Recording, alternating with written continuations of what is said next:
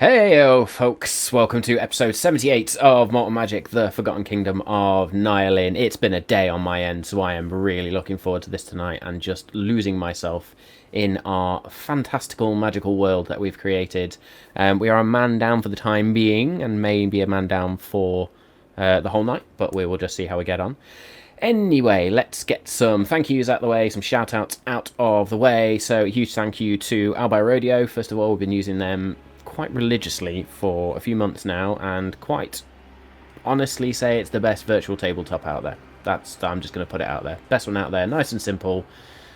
No frilly bits, no extras, just does exactly what you need it to. Also a huge shout out to Incarnate and Dungeon Alchemist for mapping tools and dungeon creation tools. They've both been amazing. Dungeon Alchemist has had some awesome updates, so hopefully as we move forward with the campaign we will see some more 3D dungeons and various things that we can throw in, some more realistic dungeons.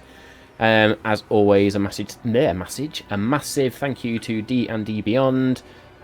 Just amazing, always amazing. Just everything a DM could need and a player could need. And then of course Hero Forge for character creation. Some of the new capabilities in there are awesome. I am working on a Lena Micaiah double mini just because they're sort of the standout couple of the last few weeks, so we're going to have something on that, and when I've completed that we'll get out on the socials. I may even have that one printed and might even paint it, we'll see. But yeah, and then a huge shout out to the other tools I use just as a DM, so Kassoon, 5e Magic Shop and Tabletop Audio, just for various different bits and pieces in terms of like shop management, puzzle creation, puzzle generators, town generators, NPC creators, those sorts of things, all those little things when we have to think up things on the fly. Huge shout out to Tabletop Audio as well for our audio capabilities and our musical tracks and those sorts of things. And of course, Battle Bards. We would be nowhere without Battle Bards. The awesome sound effects you hear on our show every week are very much down to them. So if you want to use those sound effects in your own game, on a radio play, on your podcast, whatever you want to do, go and register, use the code MOTTMAGIC, get yourselves a nice cheeky discount off those sound effects, and make everything more immersive for you and your listeners, watchers, players, however you want to use them. While we're on the topic of listening, please go check out our podcast on your podcast platform of choice, and if you can, please leave a rating or a review. Every little helps. We are very, very soon, we're working on it in the background, going to start working on some more goals, whether that is podcast subscribers or Twitch subscribers or YouTube subscribers even. I think we're going to probably start doing a couple of goals for each of those platforms just to try and drive some activity. And of course, you've seen the links at the bottom of those banners there. Please go check out our social media, Twitter, Instagram, almost said LinkedIn again there. That's where my head's at today. So Twitter, Instagram, YouTube. I'm getting there with the TikTok, I promise. We'll figure something out when I come up with some ideas to throw some shit on there, but we'll see what happens. But yeah, go check us out on there, go follow. That's where we'll post all our updates. I am very pleased to say that we've finally had a response for our NPC character contest way back when we hit 50 followers. So we will be getting an NPC character created at some point that will feature in the game. And the t-shirt and the dice box are in production now, so they will be on their way to that lucky winner. And yeah, I think that's about it for me tonight in terms of the intros. So my usual warnings apply. There will be adult language, most certainly adult humour. Let's roll.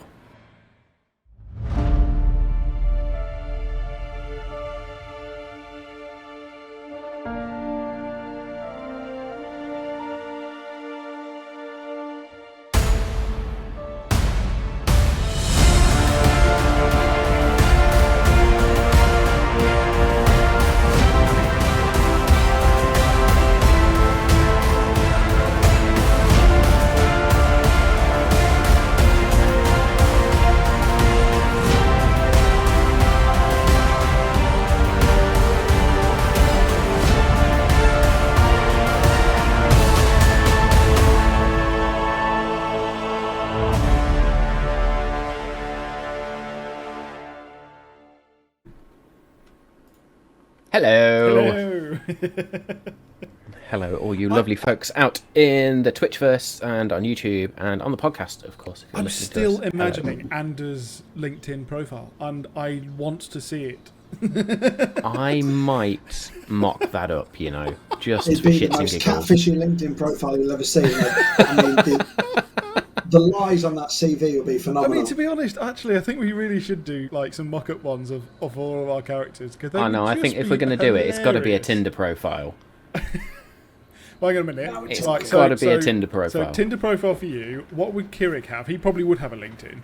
And then Dargon, I'm trying to work out. He'd still have MySpace. I'd still have MySpace. Yeah, I'd still have a MySpace one, and it would just be photos of me of leg day and all that lot. So I think. Oh no, so Dargon would definitely be an Instagram influencer.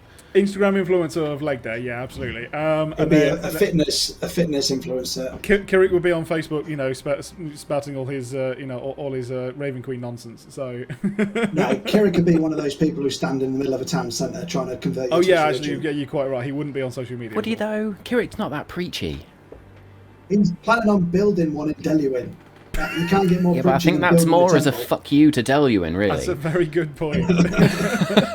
I think we should make a Kirik Tinder profile created by Ander. Oh god. That's next level. I think that's the exact suggestion we've just had from the chat as well. Oh, Is for Ander to make the profile for Kirik. So there we go. there we go. Done. I tell you what, let's hit 30 subscribers and we'll create these profiles for shits and giggles. Oh yeah, There we go. absolutely. I don't even know how many subscribers we've got. It's really bad of me. It has nothing to do with the fact that we have no idea how to check. Oh, we'll Including figure it us. Or It's just, it doesn't matter. 30 subscribers. That's the new target, and we'll create some profiles and some fun content for everyone. So, before we get into it, let's run down the lineup. As I said, my head's a bit today, so keep me on track, boys. But I am Matt. I play the Dungeon Master, the psychic character of Bothrid, your NPCs and monsters, and I generally try and navigate the players through this fucking wild and wacky world when they're on target, at least anyway. and I'm Danny, and I have something in my eye, but I play Ander Hornraven. No, Splinterthorn. In the meantime, while I try and finger my face to get this out. So bear with me, viewers. There we go. What? That's 17 minutes? 13 minutes in, even. Fucking hell. I'm Amazing. Dave. I play Dargon, the Goliath fighter warlock. And Matt, you should know that we're not going to keep you on track, because No, absolutely not. You're Kirik's gonna not here, throw me. so no one is here to I keep actively anyone try on and track. derail you on a weekly basis. That's fine. That's fine. That's the whole fun of D&D, is the fact that I have to plan everything so you guys can just go, we're going to do this today. Yeah. Which is all good. Yeah. No, I love it. And of course, we are missing some out right now. Jenga for 3 hours. Just buckle up, viewers. I could probably make up some rolls for that. Tonight we're playing 3D chess. Yeah. Live. But no, and of course, as I was saying, Samau does play our resident cleric, Kirik Gravetusk, but is unfortunately held up at work, so maybe joining us at some point tonight. We will see what happens, but if not, no worries at all. Life always must come first. So, last week was an episode. We finally finished the siege. In fact, you boys tell me what happened last week. Make it as epic as you want. I was going to say we had to run away with our tails between our legs towards the end because we didn't realise. Well, we'd gone through so many battles without a rest. Kirik had spunked all his spells up the wall. We were running on fumes, and then we decided we'll take on the level 20 Stillman, who's also supercharged with a demon blade. And as you can imagine, it went really well, and we had to retreat and get on the airship. Yeah, so after retreating, obviously many discussions about the fact that, so I think we worked out that it wasn't Lena, was it? It was Micaiah, has some connections to the Feywild. Indeed. And has secured passage for some of the people of River's End. And that we have no idea really where the rest of us are going. But we did have, at the end of it, a bit of information. Well, I think we were just about to find out whether Felltag remembers any more. Yes, because he told us he is a reef lady. What's her name? Hang about. The You Wild hadn't Mother. actually figured that out last week. The symbol of the reef on a crook. Wild Mother. Okay, we did. But The Wild. Yeah, you figured it out off screen, but characters Yes. have just heard Yeah, we Wild don't- Mother yeah, and yeah, gone. we don't know. "Nope." Our characters don't. And I've got a note from last week saying, literally, this is why the episode is called this. I've just put, we need story time with Felltag. And I wrote it down after Malt, Magic and More last week. Dave had the brilliant idea. We need to confirm with Felltag because we think Essamir is the city of Atlantis under the lock. So we need to think. We think Felltag may know that. Yeah, we It's heard. I mean, that information. I can't remember where we heard it from, but I'm sure that Felltag, for some reason, knew something about it, and that just pinged into my head last week. So There we go. And so, I think we begin this week's episode with you all on deck. As Felltag has been there just sort of scratching and carving that symbol into his chest, and you can see he's now starting to move on to one of his shoulder plates as well. As he sort of has said to you, the Wild Mother, of course. Wardens, what are we doing? It's 20 questions for Felltag now, isn't it? Story So time with Felltag. you say you were her chosen one. What did that mean? What did that entail? Chosen one? Not One of her chosen. You know what I mean. chosen, created in a long time. Yes, they each of the 12 created, well, many of us. That was before the champions, was it? Yes, before the champions. Well, so each of the 12 created a war forge, do you mean? Well, not one, many. there were legions of you. You could say that. How? For what purpose? Apart from the Well, others. the Divine War, of course. So you were created after Nylin was ripped out, or before? Before, I think. Did you fight alongside other races in this war? Not races. The gods tried to protect them. We were created by the 12 to tackle the betrayers and try and drive them back. Did the betrayers have any warforged? Yes. But they were all but wiped out, I think. Well, I think so were your lot, I'm guessing. Right? Well, from what I now remember, when the war ended and the gods retreated, we were lost. All of us lost. There were not many left after the war. Those of us that survived wandered, and I think we slowly forgot. Is the Divine War like a bedtime story that we were told as kids, or is that like a Maybe new history thing we check, didn't know please. happened?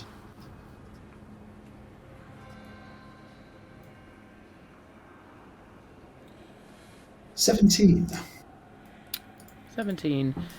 It is one of those things that sort of whispered about, talked about in legend.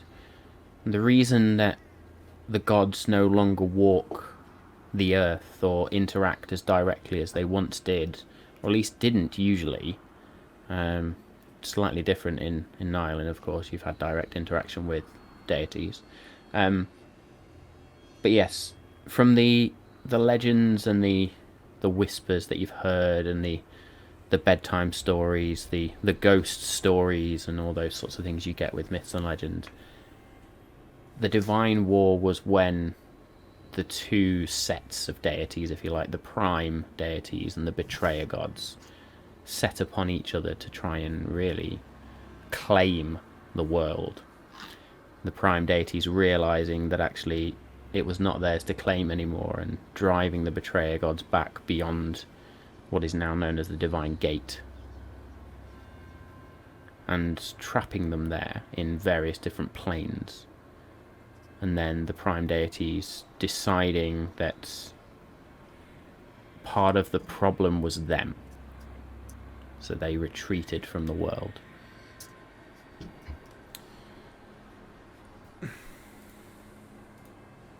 There are still scars of those wars that are talked about.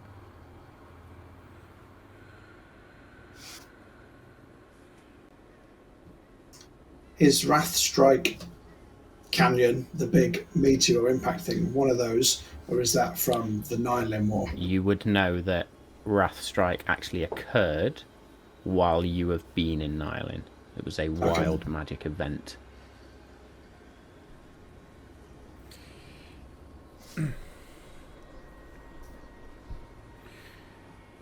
I suppose you don't really know the answer to this question, but you said you slowly started losing your memory.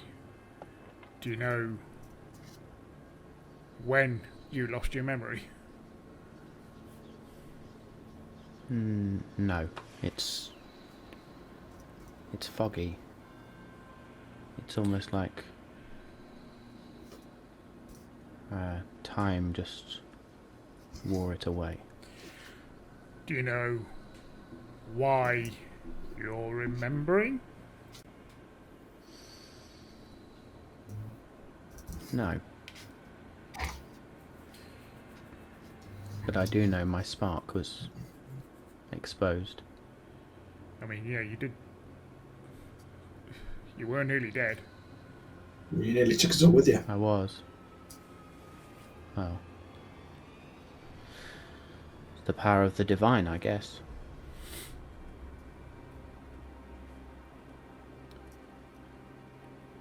Out of interest, have you been, now you do partially remember, have you been in Nylin for a while? Yes. I was here before it was rent, and trapped when when the desolation occurred.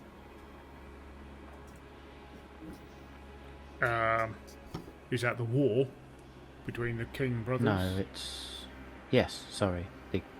When one of the kings was murdered. Were you at that war?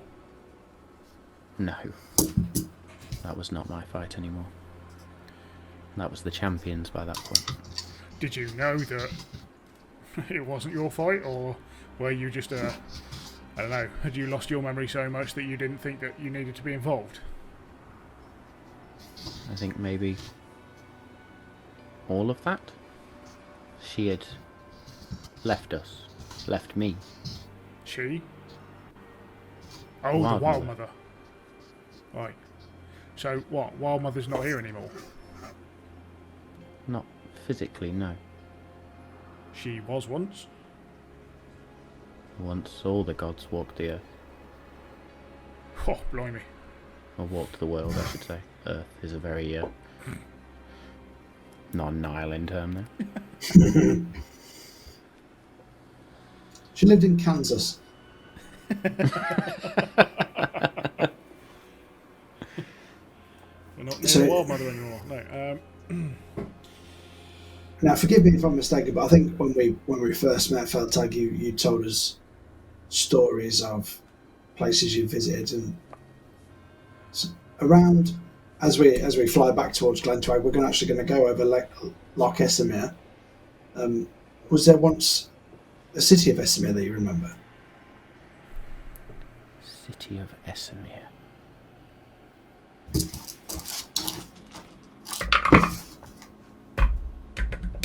My big D20 just got stuck in the dice tower. Sounded like he dropped a billiard ball. It's about the fucking size of one, to be fair. And the 7th number for tonight's lottery is...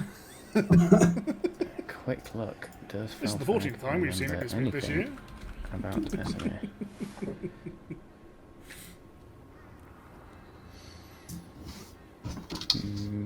Okay. Vesemir was once the jewel of Nyalin. Oh. It was the seat, I think.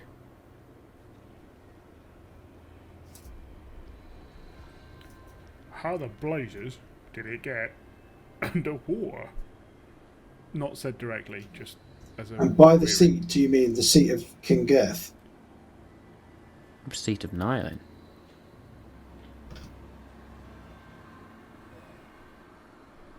It's where all my the seat now. kings once sat, I think. This was a long time ago.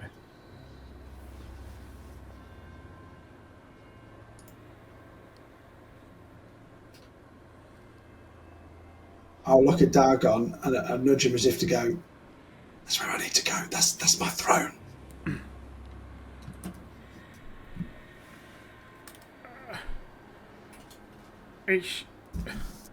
How the hell did it end up underwater? It's connected to the sea, isn't it? It's surely been like that forever. It was once on an island in the loch, in the lake. There used to be a majestic bridge that connected it. I guess all of fallen now. It is strange that it should be swallowed by the loch, though. Yeah.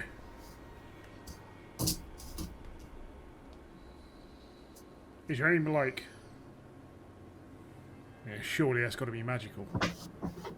Nothing else can do that. One can only assume. Yeah. Okay.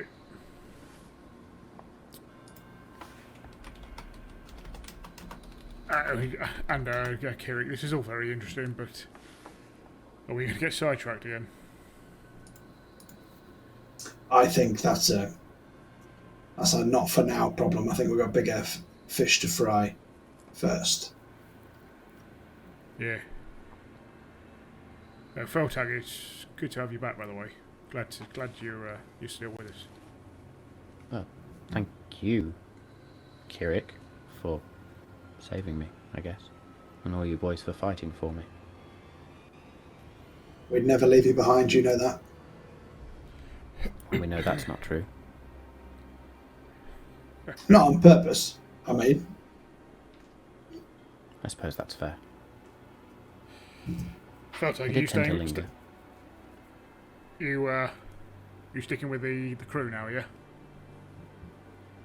I have nowhere else to go, I guess. Not if she has no use of me anymore. Have you tried communicating? Took the words out of my mouth. I never had to try before. Have you switched it off and on again? Switched what? Sorry. Well, you were quite high up, so you should have a good signal.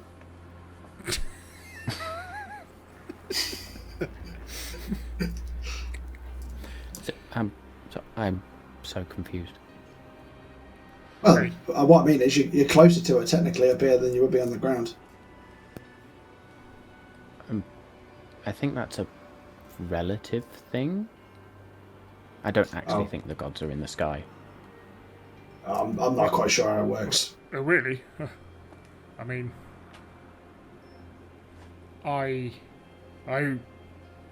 yeah, my son one. That's mine. Got to be up there, surely. Palor Yeah, that's the one.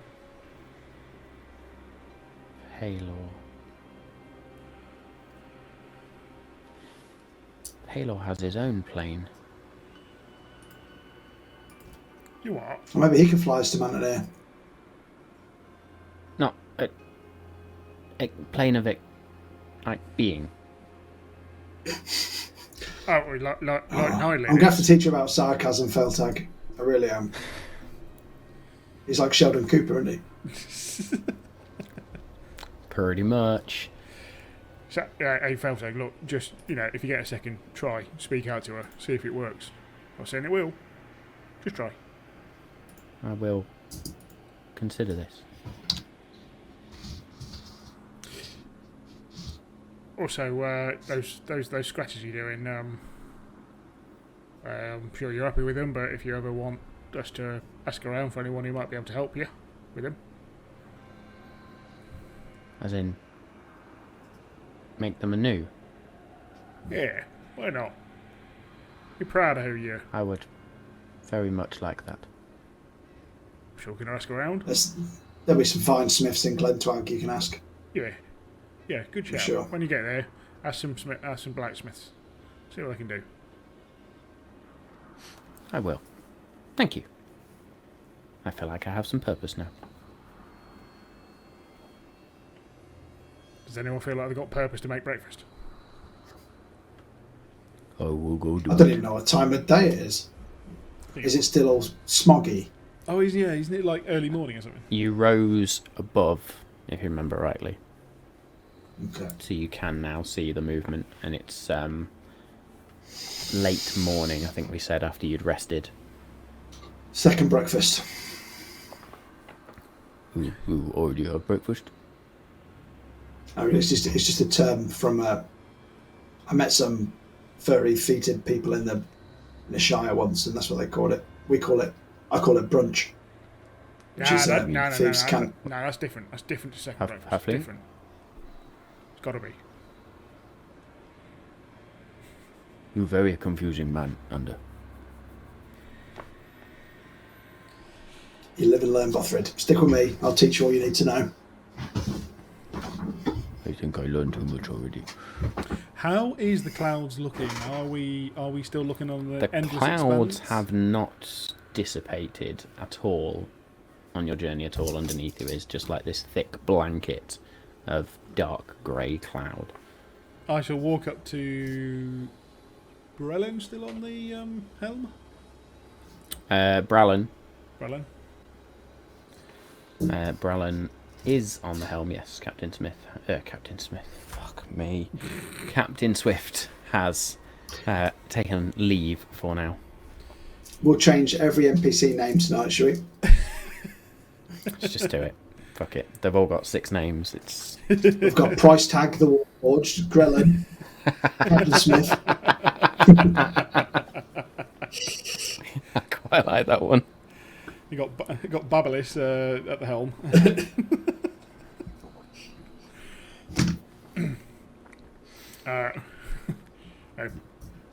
Well, how long we've been going?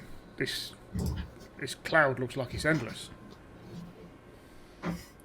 We have been travelling many hours, and yes, it's almost like the cloud is beating us in a race. It is spreading. Okay. That's not what I wanted to hear. No, That sounds like something it's is growing. Just out of interest, because we made this trip-ish. Yeah, kind of, before. How long we've been travelling, how far till we need to dock down and head back to the keep? By my estimations, we've been travelling not quite a day yet. I think we need at least another half day before we descend and see where we are, I guess. Okay. I'm just thinking, we weren't met with a warm welcome last time we tried to enter Glen Tuag. I know they might recognise the airship. do we need to get word to them so they know we're coming? That's a very good shout. How? I don't think the captain would appreciate this ship getting blown out of the sky. No, we can't really make her another one. No. We didn't. I'm just thinking. We didn't leave a sending stone with them, did we? Kirik didn't leave one of his candles with them. So I think No, I have the candle. Lena sort of chimes up, holding it. I think we have a stone with the ranger, whose name escapes me. That one is Grelin, isn't it? Grelin, yes. The Horizon Walker. Well, I mean, I suppose we can find out where the hell Grelin is, but can't remember. Was he helping River's End folk? He was going to help his people get settled in Glen Tuag, and then he was going to head over Greenflower way, wasn't he? Well, shall we find out if he's still there then? Yeah. I mean, he might have already gone, but you don't know. It's worth asking. Just before we do that, Kirik, there's no way of you being able to just send a quick message or something. You need the candles, don't you? As we all go and have a look at his character sheet. Well, that's one way. Let's see if Kirik prepared any spells. I don't know whether he changed anything, did he? Excuse me. Sorry, that's unlike me. That one, and that one. This is why we have hotkeys for things, people. What has he got? If it looks like... If it looks exactly like it was before, then maybe he didn't change it since our long rest. No, he's got sending stones. And that's about it. But I don't think he's finished picking his spells either. No, he's not picked them at all. So we will say, for the sake of it, that... just to make things a bit easier, if you wish Kirik to send a message... Yeah, go on then. He can't. I'd have to use sending. Yeah. Okay. So there we go. Say Kirik had sending prepared. And he's going to cast sending. Who, distiller? Who should we reach out to? Yeah, probably best the distiller. Say we are between half a day and a day away in the airship,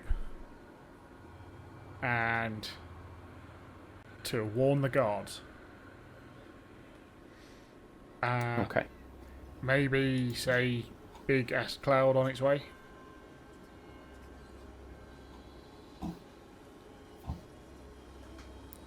Okay. Try and condense this down.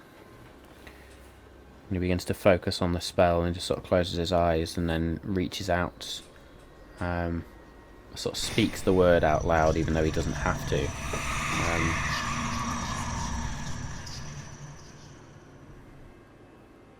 It's the Wardens. River's End fallen. Lena safe on airship with us.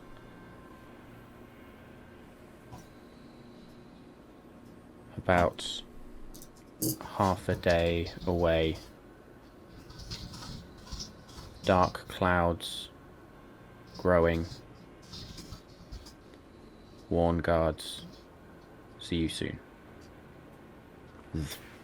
Sort of sends that out into the ether. And the distiller's voice sort of pings into Kirik's head.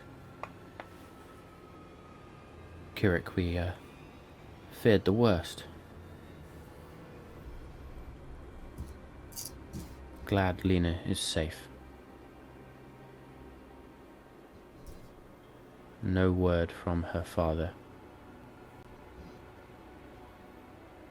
Guards will be ready. The cloud is already here.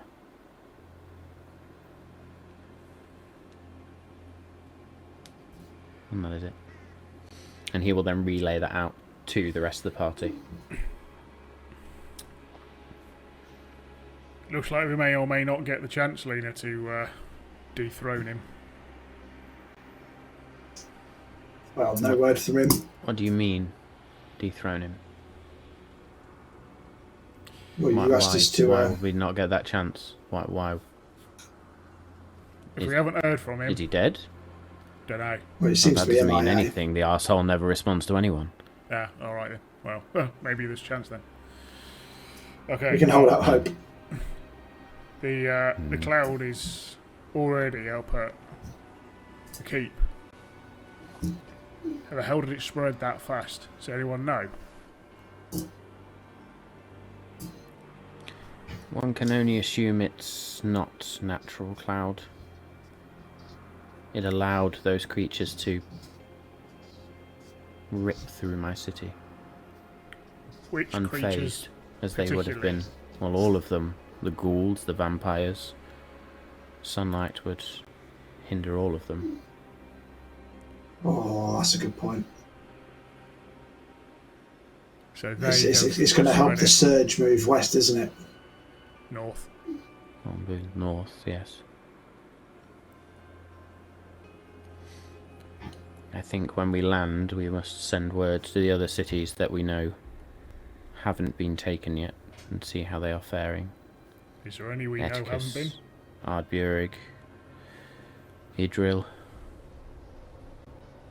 Mantenir. You said Moonbright had fallen. I will not send word to Daluin. We'll be. I mean, you can send it quicker, but we'll be our, personal guard to go to Mantenir if you're going to send other people elsewhere. What about the villagers in Telmer? Has anybody warned them? No, and they may well already be too late.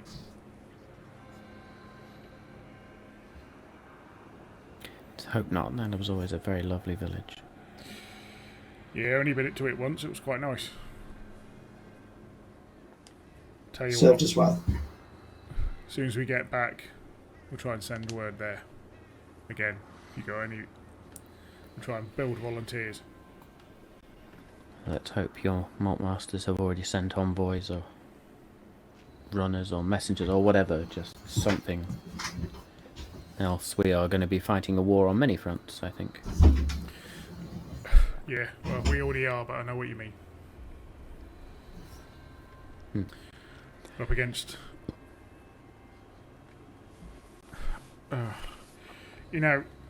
I'm guessing that we may have already burnt the bridge, spread its ashes and, stamped it into the ground at this point, but when we went to go and see the vampires to get Vraco back, they did say that they had been pushed out of their realm, so they were there. Pushed out by whom? Yeah, we never got that far in the conversation. So we were going to go into their realm and we were going to fight them off and they were going to be able to get back. That was the deal. Don't know whether we were going to be tricked into that because I trust them as far as I can. Oh no, I can throw them further than I can trust. I don't know, to be honest. And But the one who came after me was their leader, correct? yeah, I think so. And you've killed him. Yeah. Well, surely that's going to put them in disarray for a time. So what It we could say? create a power vacuum, and hopefully, unless whoever Duke Orfeo answered to does just now just seize control of the rest. Well, The that's Duke worst seemed case. like an opportunist to me. So hang on a minute. What I you're don't saying think is he would be working for anyone. I think he just took it as an opportunity. okay. Wait. A So fragile alliance, if you like. Who do you think may mutual have taken up assurance. the temporary command of the place, and we need to try and speak to them and try and say to them, look, it's going to be better if they go back to their own realm then. Can we envoy with them? But you said they were pushed out. Can we... Okay, Can you but trust any vampires? That's... Of that group that you met? Were any trustworthy? at this point, Dargon's going to look at Ander, trying to remember a conversation we were having about someone on the island connected to the Malt Masters. So we'd turn to Ander. I don't think there's anyone we could trust there really, but there was potentially one person who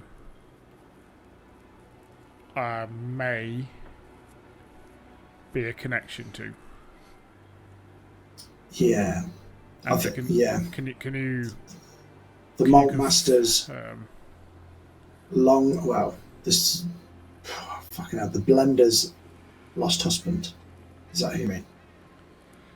It's who I'm thinking of. It wasn't ever But he guaranteed. is a vampire as well now. This is Kirik. Yes. So, I'm not working with him. And I suppose we thought we could save Vraco. And you know what happens when he's too far gone. What I'm saying, Kirik, is at the moment we've got to find demons and we've got to find vampires and all of their undead buggers. I'm not saying working with them. I'm trying to get them back in their bloody hole. Is that not a good thing?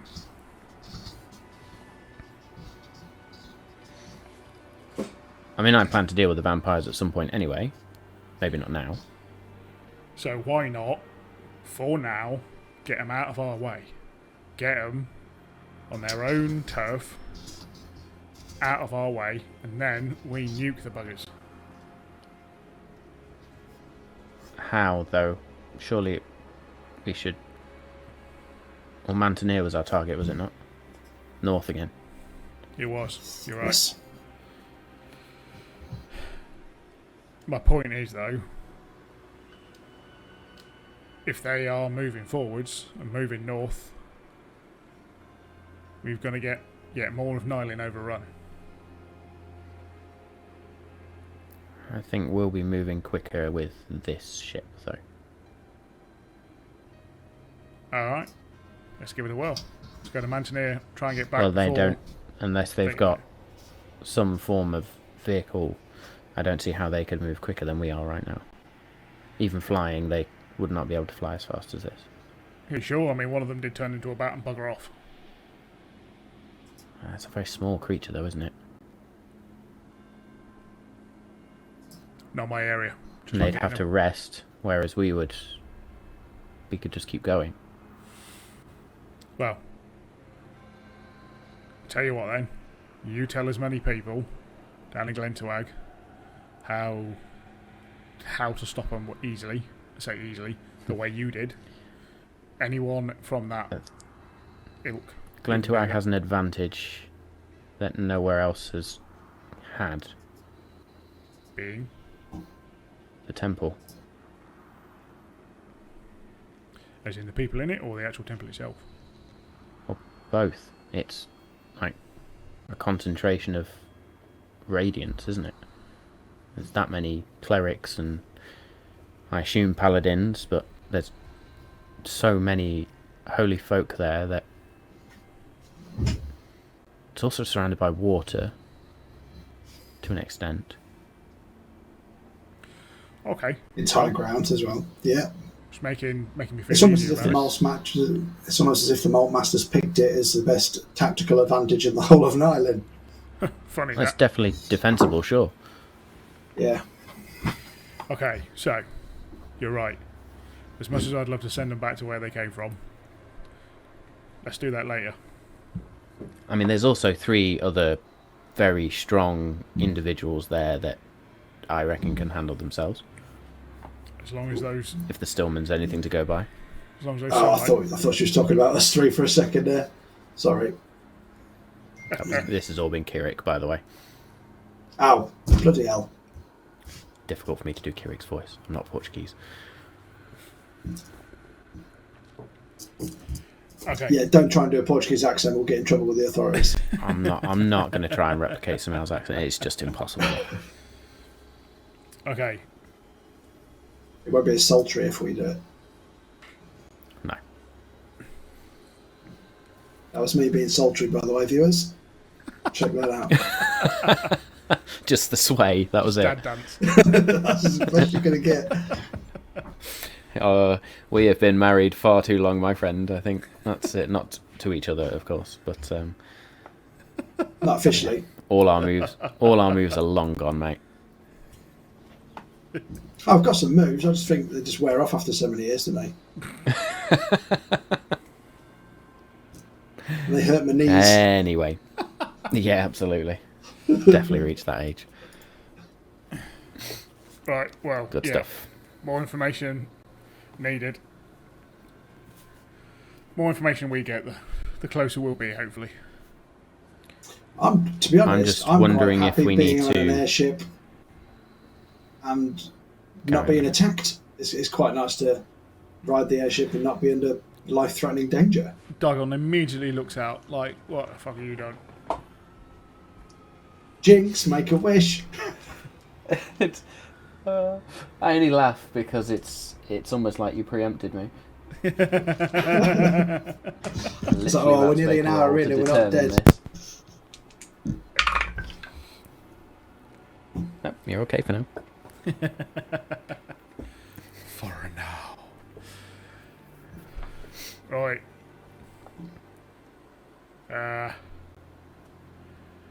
Well, look, let's hope they take a good few days travelling north. But yeah, good idea, Lena, to get some messages out to other places. Telmer for sure. That's how going to do be you the I think first they are thing. the most vulnerable, but we need allies as well. If all the cities fall, then frankly we're all fucked. Well, we're going to try How and get are to you planning Mantenir as on quick as getting- possible. Yeah, if we're going to Mantenir and you're obviously going to go to Felltag to your people, how do you plan on getting there? You can't just go across the land, it'd be too dangerous. Lena's going to turn to Micaiah. I'll take care of that one.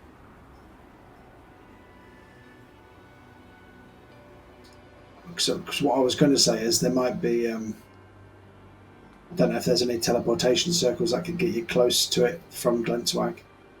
I know the Malt Masters have them. I only need a gate elsewhere, if that makes sense. No, not at all.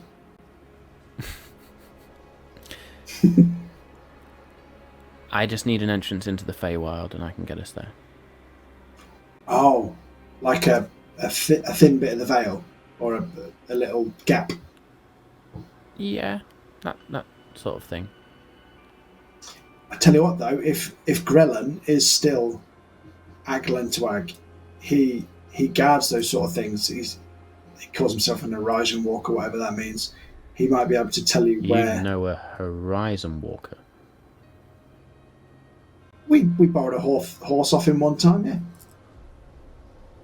I feel like it's a vast under-exaggeration of his abilities. It was a bloody good horse. But yeah, It wouldn't surprise me, they are far travellers. I think he's an understated fierce warrior, to be honest, but he should, if he's there, he should be able to tell you. If not, we could always ask him. We've got the walkie-talkie stones, haven't we, Dagon? We could ask him. Oh, ask who, sorry. I was just checking the ship after what you said, you moron. You're welcome. I'd like to keep you on your toes. I was just saying, if Lena has the ability to jump through gates to get to the Feywild, I was telling her about Grellan. He might be able to tell her where the nearest one is from Glen Tuag. It's not me, and it's Micaiah. I can channel things. Getting us to other planes, that's a whole different kettle of fish. And you hear in the distance somewhere, almost on the wind, fish, fish, fish, fish. Oh, we must be going over one of the provincial market towns. That might be Telmer, actually. Tell you what, let's try. Let's get in touch with him, see where he is and what he's doing, and Yeah. Is that going to help? Do we need to get to other planes? What other planes do we need to get to? You mean you mean trying to help get other people to escape there? Helping Lena get to Failure Forest quicker. Yeah, I need to get to my people, and Micaiah will get me there if we can get to the Feywild. Fine. Well, I mean, the other person is the grumpy old bastard who sent us. So he's a fallback if we need to. Grumpy old bastard? Lion. Big fella. Wizard. Had a cane. What's his name? Ethereal. Ethereal? Yeah. I'll plug that on my ass. He's still alive? Yeah. Yeah, I think he's out of spite at this point. Yeah. Fuck. I mean, he doesn't seem happy about it at any given opportunity, but yes, he's alive. You know him? He's seen a few things as Ethereal. We've met many a time, actually. Well, I mean, he took us. Wandered so... far and wide across Nyland. He took you? Yeah. Interesting. I mean, we can ask him first, but we do have the stone for Grelin. Kirik, I think you've got it, haven't you? Do you want to give it Ander, and Ander, you can have a go? Sure. Flicks the stone over to you. Catch it like a boss. I've got 25 words, haven't I? Yes.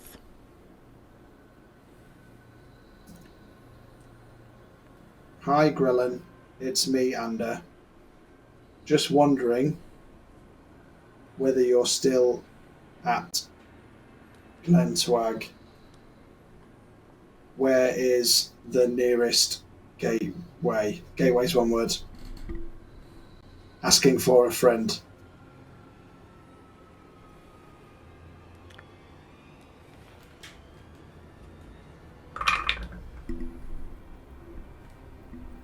You get Forget voicemail, I'll be livid. Ah.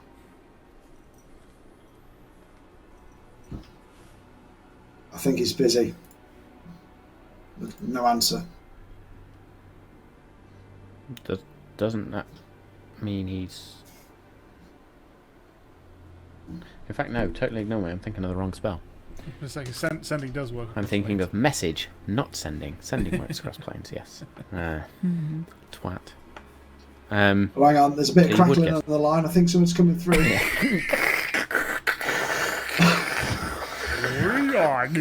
Hello. I'm twisting my nipples trying to tune it in. That is now canon.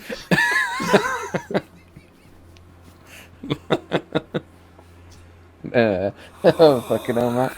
Focus.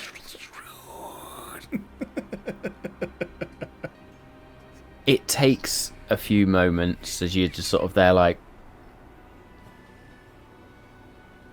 But eventually... Under. Gateway to where? Who is your friend? I will be at Glen Tuag within the day. You I can't reply, can I? have caused one hell of a mess. Gosh.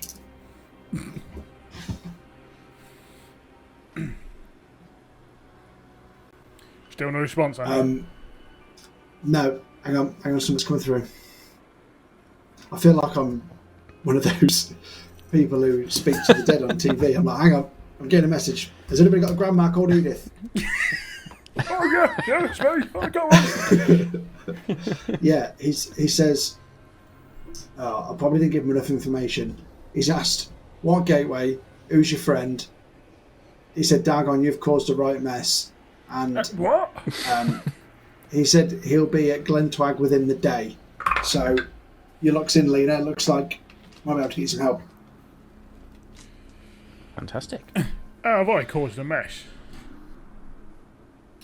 Well, I assumed he meant you. He might have meant Bothrid. Yeah, but I mean, why? I mean, me make myself enemies with sword, but well, yeah, you do. Yeah, you do. maybe me.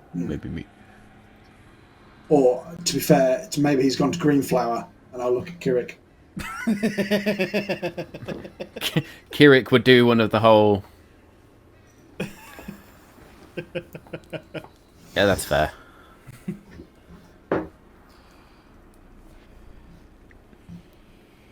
Well, we'll have to find out what Grelin knows when we get back there then.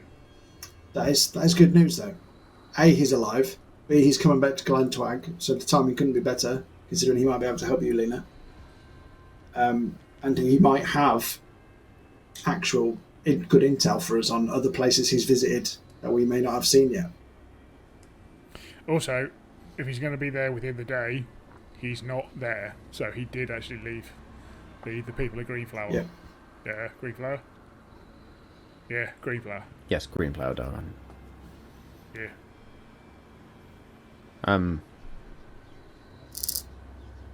So our plan's still to go to Mantenir, right? Yeah, I We need just to get think. the fourth piece. Yeah, I just think we need to set up a couple of things at Glen Tuag, and then we need to be on our way. So, Okay, yeah. you know, that really good Makes thing of sense. talking to everyone who has been waiting for a long time. We're really good at that bit. So let's make sure we actually do it this time. Yeah, I blame you boys. I was very good at that until I met you two. Yeah, fair. No, that's a lie. I really wasn't. Yeah. But you're so talkative, Kirik. I mean, you disappeared for a year and didn't talk to us, so you've got previous history. Let's not push it all on us. It was only hours your end, wasn't it? It was a year to you, and you didn't reach out. But let's move on. Right, fucking time.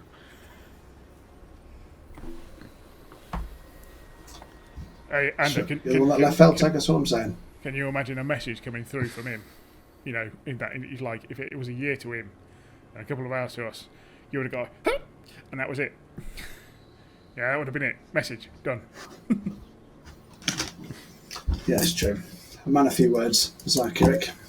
Pressed by your knowledge of time and space, Dargon. Well, it's just a matter of turning the dial upside down, isn't it? That's how time works, isn't That's it? because he takes a long time to do anything, and he takes up a lot of space. That's about right. Can't really argue with that one. Cool. Well, I guess Mantenir it is. Well, Glen Tuag first, and then Mantenir. Yeah, let's just hope we don't crash into Glen Tuag in this fog. I know we're not in it, but when we go Could through you imagine? We just smash right into the keep. Hi. How bad is The it? captain finally sort of walks over and sort of dies, and if you get a 1, Captain does hear this and sort of says, "Yes, perhaps we should descend." slowly. Well, of course, I'm not going to fucking hammer it down to the ground, am I, Dargon? It's what Andrew would do. Yeah. Well, I'm happy to take you boys on to Mantenir if that's what you wish. Yeah, Kind of feel like being Yes. in the air is one of the safest places right now. that's not a bad shout. Yes. Thank you. Absolutely.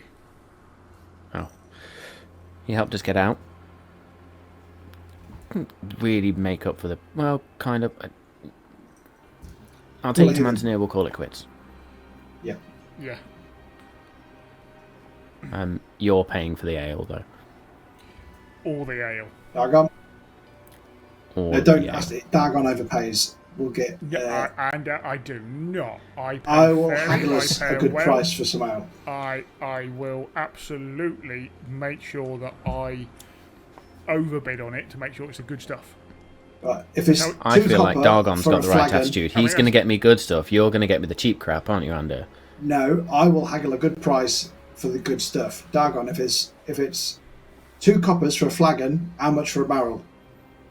It's about 5 platinum, I think. See what I'm saying? Remind me to go into business with this man, or at least make him a customer. Yeah. That's why I paid for I haggled the price for the airship, not him. Yeah, I really spoke to Was the wrong Nylin person would have first been in time more round, didn't I? debt than. Oh, I shouldn't have reminded. Yeah, so we'll get you some ale. We'll have loads of supplies at Glen Tuag. I don't know. It sounds like you're all in war mode, so. Dargon, you've got a strange tabaxi tickling your chin. Drink me drink.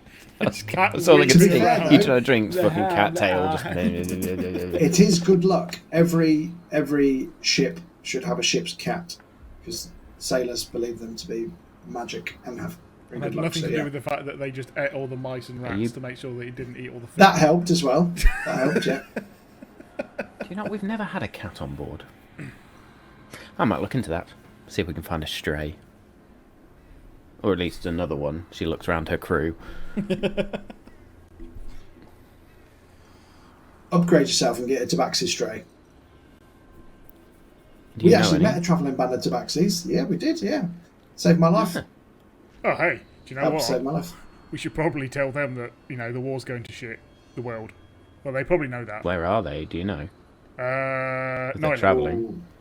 They were just outside. That narrows it down. Seamead. Thank you, Dargon. You're very welcome. I can absolutely say for sure they're in Nylin. If they were just outside of Seamead, they might be. Ooh. That was quite a long time ago. We have been, around the houses. Yeah, they might have moved on. They could be You at. can't keep track of everybody. They could be at Eticus. They could be in the Feywild. You never know. Yeah. Tabaxi are quite hardy people anyway. Yeah, they're probably staying To out of the way. survive in the... You Probably see a for the massive best. I city's mean, burning. You don't go and see it and try and sell them some fish. exactly right. You jump in an airship and fuck off as fast as you can. Absolutely. Onward. And with that, you notice that the ship has begun to slowly descend as well, and the clouds are sort of like creeping up around you at this point. It becomes very dark again, and you can see the captain sort of visibly shiver. So, I do not like this cloud. Did she shiver because the temperature dropped, or like somebody walked on my grave type shiver? Yeah, that sort of almost like a nervous shiver, just uncomfortable shiver.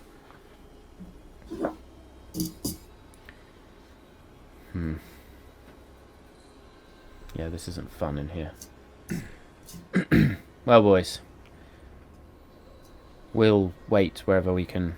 That's a good point. Where are we going to moor up, dock up? I really Where should learn the did term they- for like aeronautical, whatever it is. I Did you dock an weirdly, airship? I actually think, Pass. I think drop a rope ladder and some ropes down into the keep itself. We've given them warning, and therefore it's safe. You can tie up to the trees in there. Where did we launch off from when we left Glen Tuag in the first airship? From the lock. Well, yes, with the Winter's Tale, it was from just beyond Sorrow's Falls. Oh, yes. I'd prefer Let's to maybe be not do that. straight into the keep. Yeah. Which reminds me, I really need to come up with a name for this one. Can't call it the Winter's Tale again. That one's in pieces in the middle of the Feywild. Upset chat. Oh no, sorry, I was not trying to bring. I was being genuinely serious. I need a new name for my ship. I'll have a think. If you come up with any good ideas, let me know. But cool. All right. Well, I'm going to go and sit somewhere with light because this is fucking creepy. We still haven't had that breakfast. Well, do I look like a chef? I captain the ship. If you want food, go fucking make some yourself. Oof. Okay. I'm on it. Thank you, my friend. Why is it the barbarian is the one with the better social skills? I didn't say I had bad social skills. I just can't cook. I captain a ship. You expect me to do everything for you, Ander? Want me to wipe your ass next time? I'm actually not going to push those buttons because isn't the cook dead? Yes. Yeah, I'm gonna leave that one there. I don't want to open an old wound.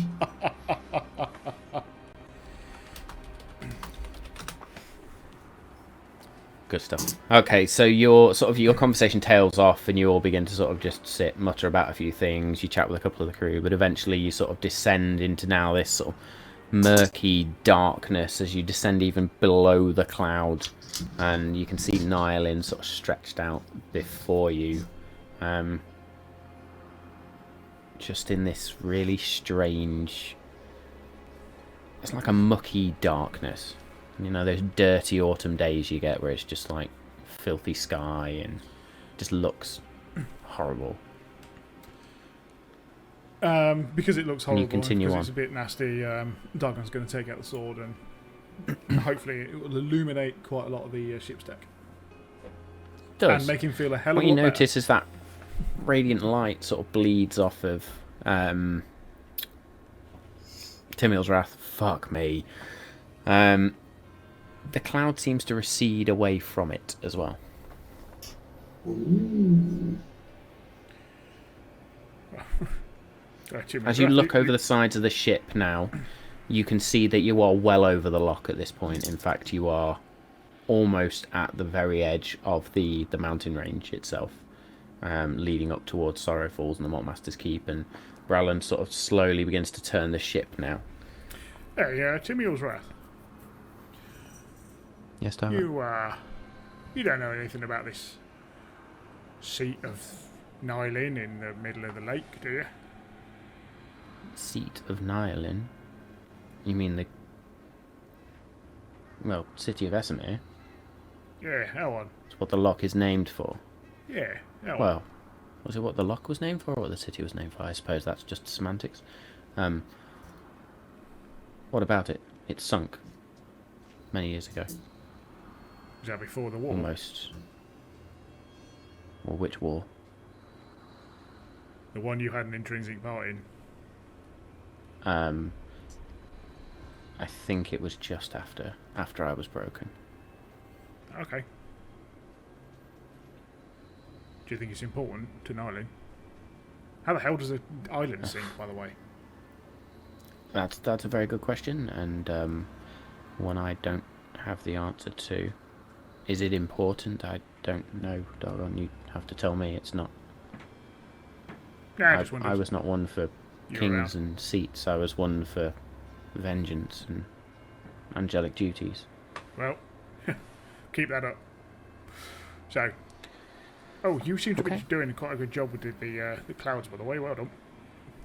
That's not me. That would be, well, the source of my power and yours. Palor.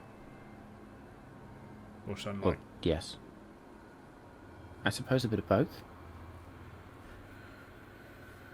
Good to know. I know Strange, though. I don't know why Right. I'm moving around. The fucking sword's just rigid. I know you like to shed light, so what a better time than now? Keep me by your Can I side. ask Dogon. Felltag a question? I don't know if we Go asked Felltag this. Felltag's probably Just just circle it back. scrubbing the side of one of the railings now. Just circling back, Felltag, if I may, to when you were talking Yes. about when Esamir was still above sea level. Do you know Mhm. what king ruled the last time it was actually an available seat to sit on when it was above water? I don't think there was one on that seat.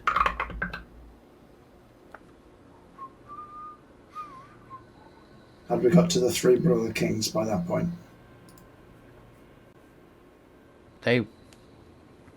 Yes, they were there. I don't think... Oh, there they are. Okay, where did we all hear up to is going to be my question. And Danny, what was the last thing you heard? I said, was the three brother kings around? And then after that, I got nothing. Okay. Felltag ponders for a moment, sort of stops scrubbing on the railing. Yes, there were three there was the Triumvirate of Thrones, and the central... Well, Esamir stood empty. I think they wanted to pay homage to their father. But the last king who sat on Esamir had died years before. I think. It's been a long time. I think it's almost 600 years, you know. I think. Now my memory is back and one begins to understand the passage of time again.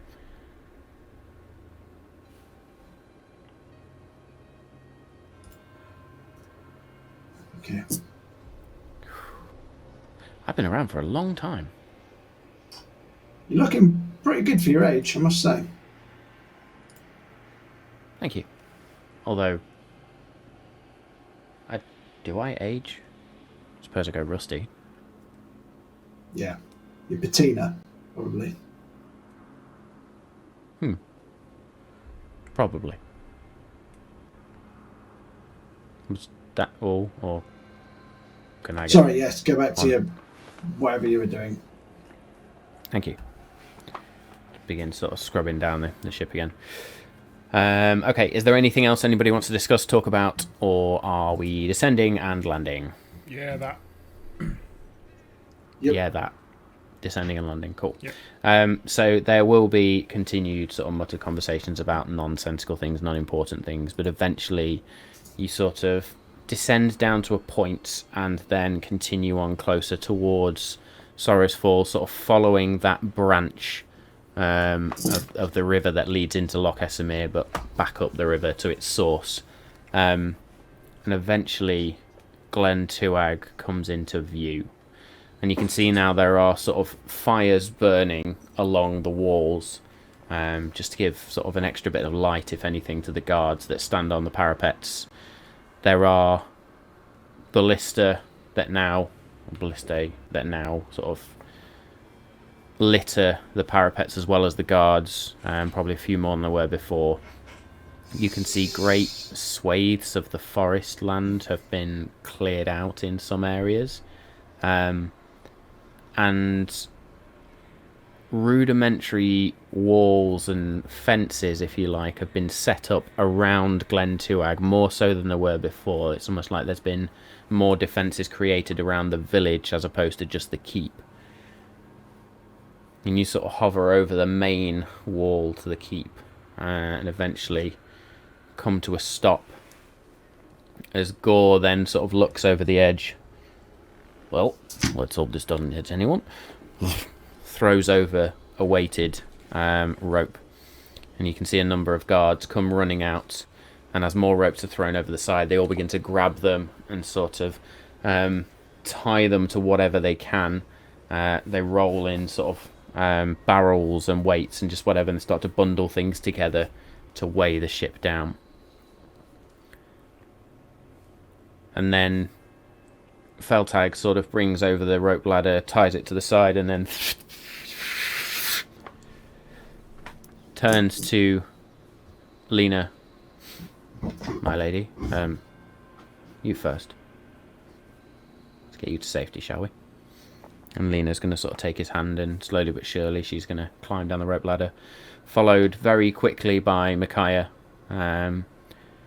Captain Swift turns to you all and says, "We're going to stay here, just in case we need to make a swift exit." See what I did there? Yeah, no, it's actually a good idea. We will just try and speak to them quickly, and then we might as well be on our way. Okay. Whatever you need. Just don't forget my ale. That's not a bad name for it, you know. The Swift. What? The ship. The Swift? It's lacking something. Swift, yes, maybe. Is that too narcissistic of me? No, because Ander made it. Not if you make it a play on words, something to do with the wind. That's as far as I've got with my thinking. Might as well call it a swift fart then, I suppose. Perfect, I like it. I don't. I was joking, doggone. Anyway, the ladder's there. Kirik at this point has already started to descend. Bothrid's sort of looking over Well, it's a long way down. Me not trust ladder. And he's just gonna into a tiny little lizard and actually scuttles down it as a lizard. Nice. And then So it's Kirik and then Dagon. Are you going to go next? Me? Yeah, all right. I'll go next. And then as you are climbing down, I'll shout Kirik, so he has to look up and he'll see straight up your kill. Which is why I was kind of hoping that you wouldn't say anything and I would go after you. Kirik then just sort of looks at, oh, Jesus. Well, not even Jesus. Oh, Raven Queen.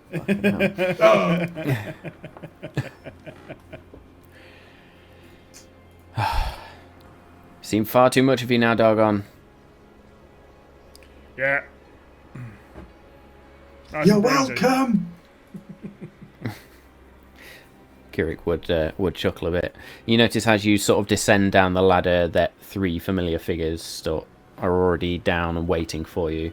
The distiller, the blender, and the cooper are there, followed very shortly after by one Mephisto, as he comes sort of galloping out of the trees and... yes, sorry, I was meant to be some... Oh, here, yes. Boys, come to spend more coin. What were you doing in the trees? You look Work. flustered. Oh, Yes. you weren't relieving oneself.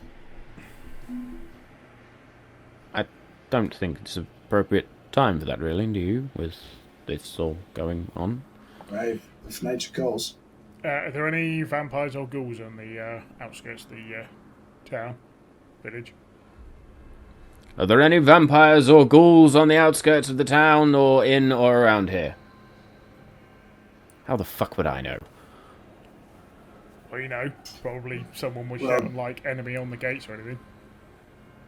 Right, if nobody has attempted to enter our gates recently, apart from you, and you just decided to bypass them completely, and Yeah, Well, you know, that's straight over the top Second and- time So- I've done that.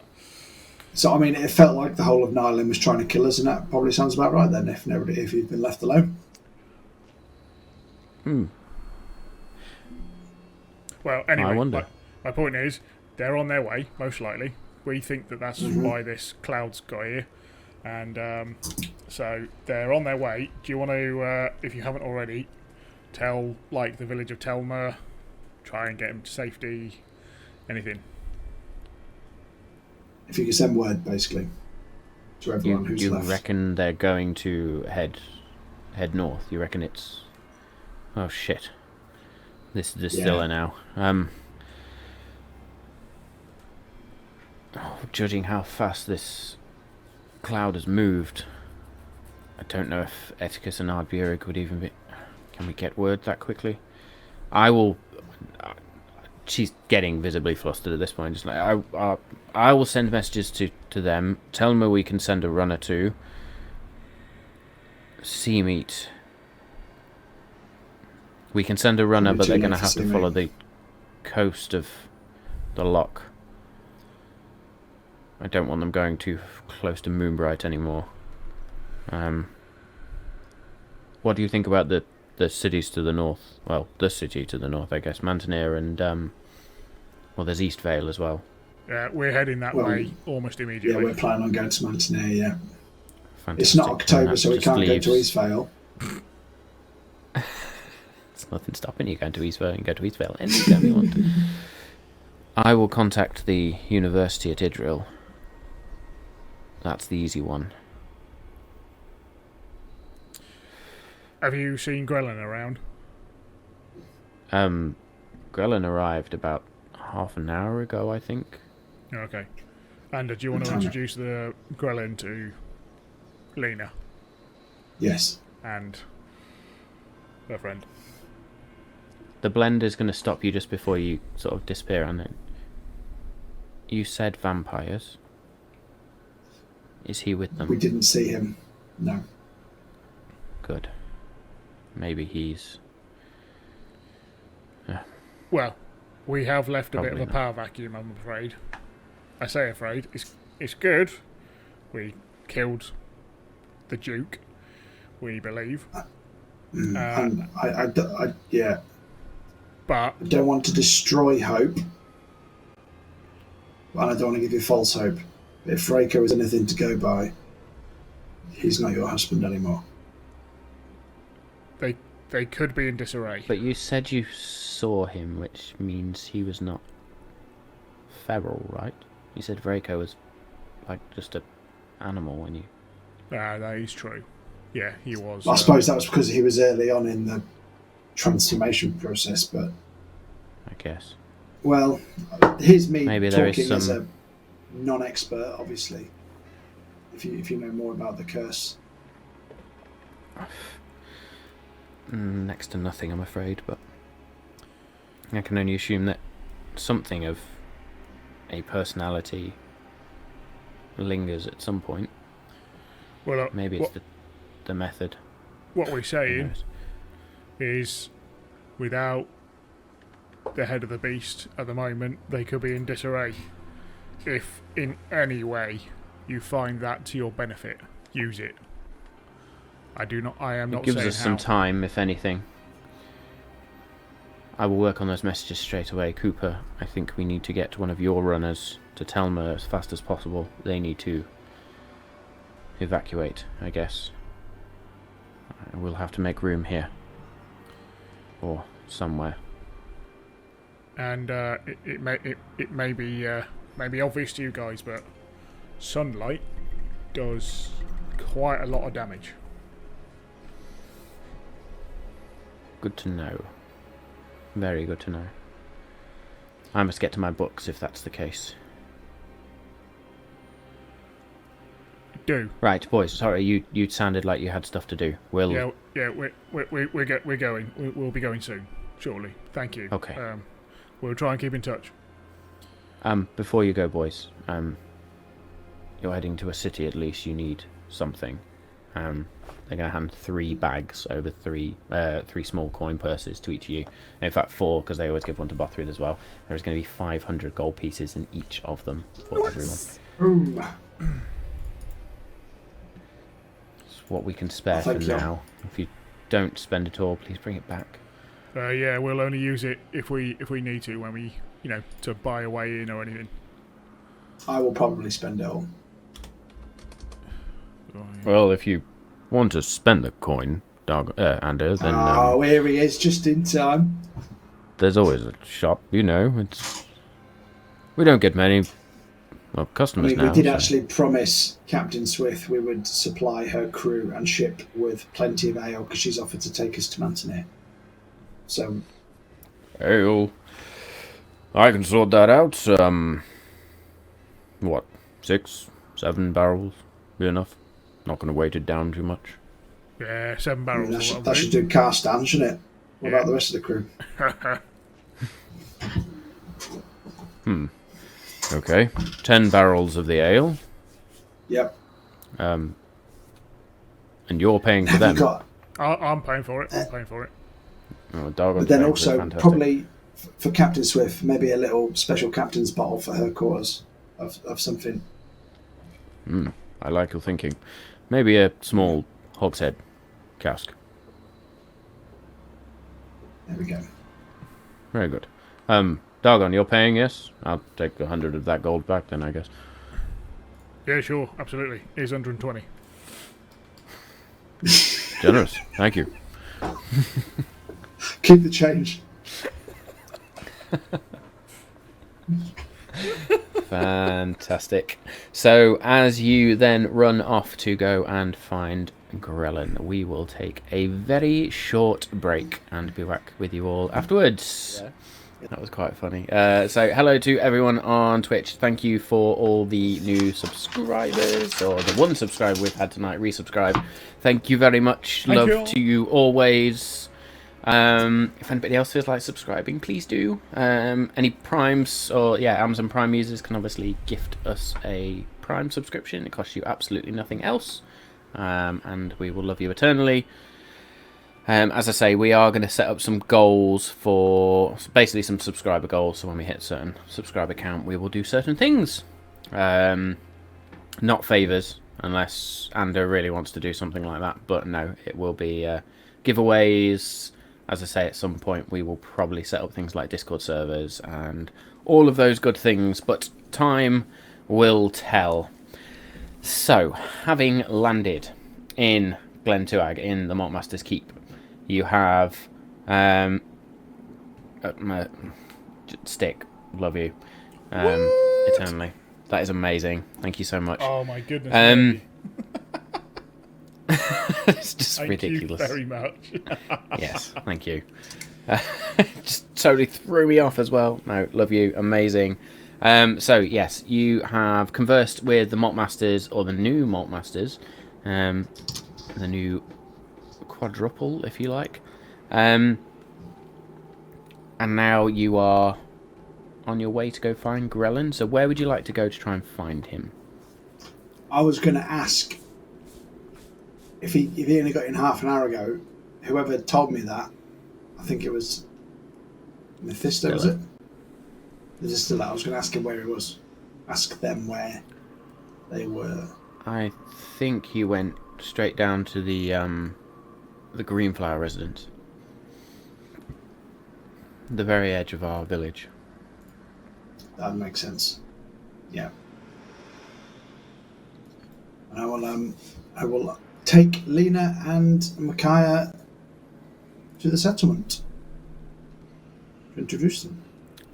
Lena is going to turn around for a moment and look at her aunt square in the eye.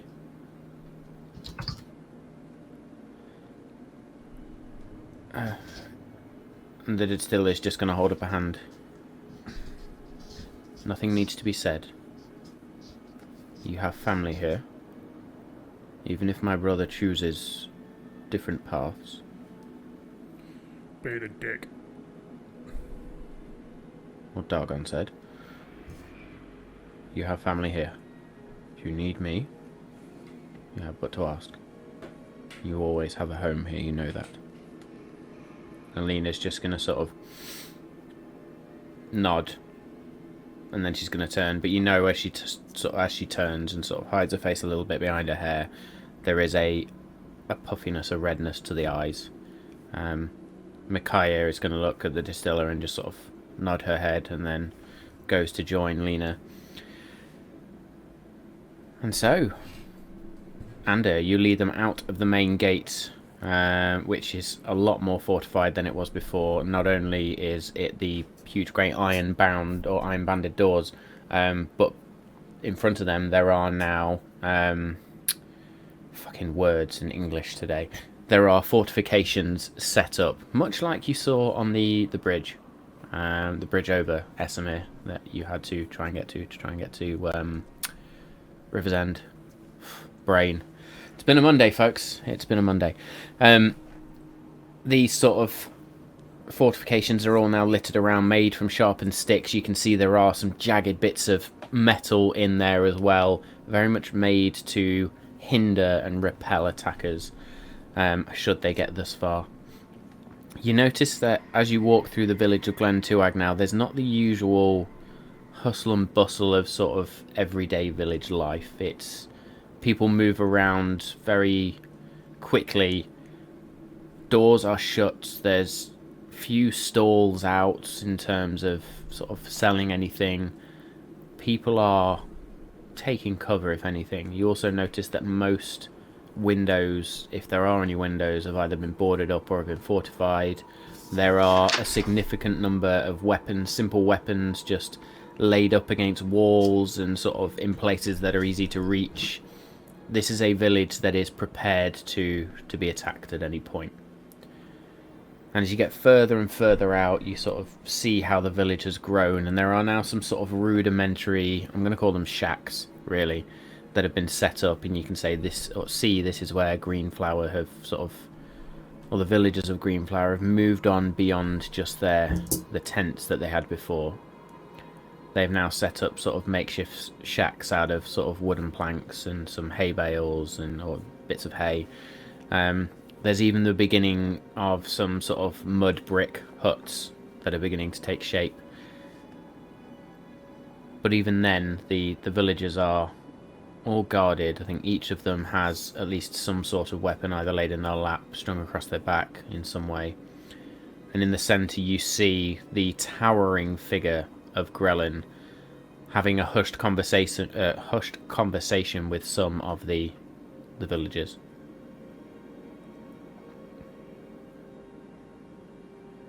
So, does he see me approach, or do I need to? He's got his back to you currently. Okay. From the conversation, does it look like he would mind being interrupted? It's difficult to see when, like, he's got his back to you. You can just see it's sort of, it's not a loud conversation, but he's there just sort of gesticulating, and he's taking feedback from the villagers, nodding, and... Okay. So I'll go in with a, Grelin, old chum! I brought you some new friends. Sort of around. We'll continue this discussion later. And I'd say it's good to see you, but usually when I see you, there's bad news. How can I help you? You sent me the message with little to no detail as usual. I only had limited words, and it was hard to think of what to say. But I hope I wasn't interrupting there, by the way. No, just matters of the village, shall we say, and what we are choosing to do. We're not sure whether this is the safest place anymore, and we have limited allegiances here. Well, that was actually part of the reason why I wanted to see you. So, firstly, let's get introductions out of the way. This is Queen Lena? What did I say, Queen? Lena's fine. I am Lena Mirafir, once ruler of River's End, of Firduin. There's not much left of it now. Well met, and her, and this is her better half, Micaiah. Micaiah Paynor was Chief Warden, but... well, I suppose you can just call me a wanderer now. You're a bit of a wanderer yourself, Grelin, which is part of why we want to see you, really. Well, twofold.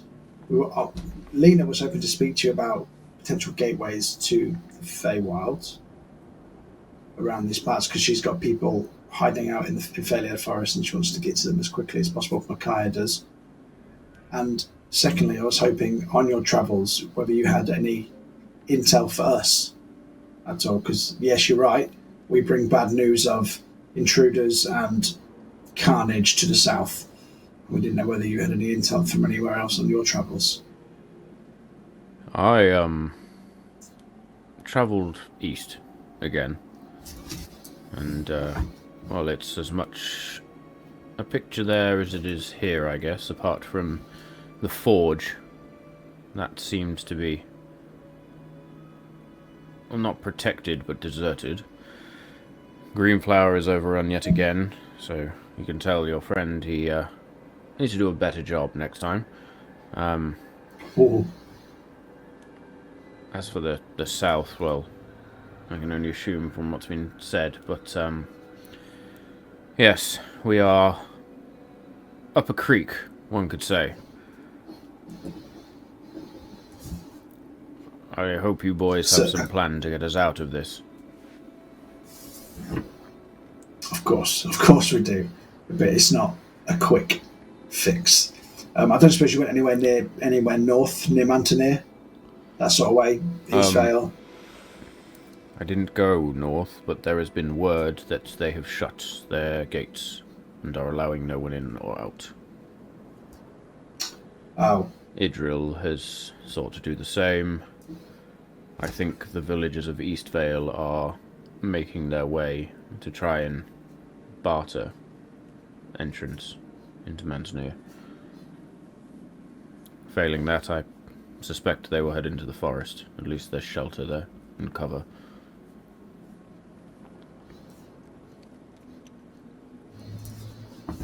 Okay. Did you come into any trouble on the road from anything else? Nothing that would delay me. Good. So do you think you'll be able to help our new friends here?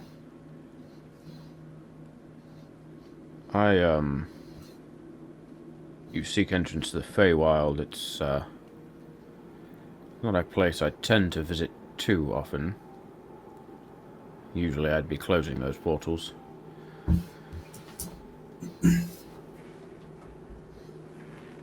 That's right, I'm now going to pull up character sheets. Should have really done this in the break, but oh well.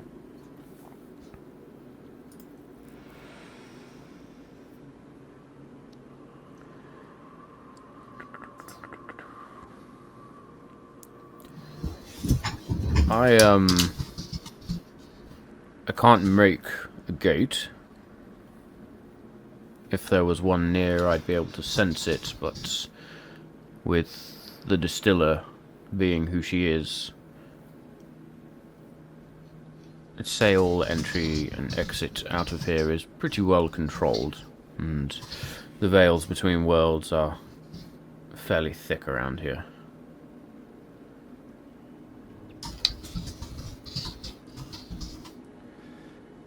It's, no small journey down to Felltag. I'm sorry there's not much else I can do to help there. I would be honored to accompany you and at least help provide safe passage, but I cannot create the gates, I just guard them, I suppose.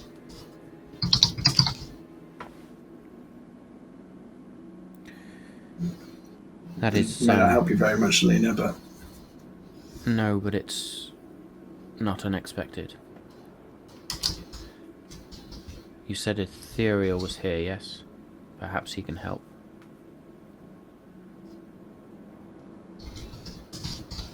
Failing that, we will... Well, we will go out on foot.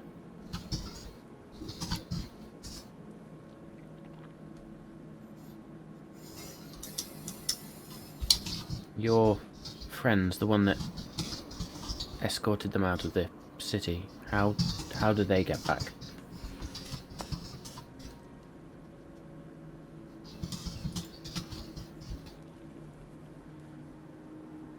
Anda? How?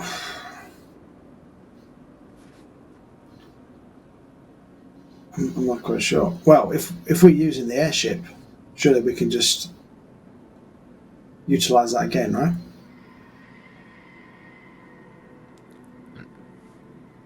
No, that doesn't answer. How are your friends? How are the three that were helping in the city? How are they going to get back here? Are they going to run? Oh, you mean Johannes, Nathan, and Thelania? Never met them enough to know their names, but if I know them, they'll probably stay with your people until they know they're either in better hands or they're safe. So they'll probably still be there when Micaiah gets there. All the more reason then for maybe Ethereal to be involved, if you say he has a way of getting us there. He certainly got us there. He wasn't necessarily very happy about it, but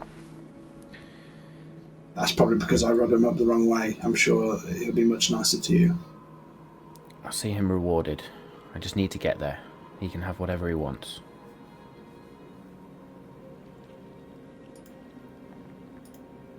I just need to get to my people. It's home, really, after all. Sure. If it makes you feel better, the three they're with, they're in safe hands. Let's hope so. Let's hope so. Where is Ethereal?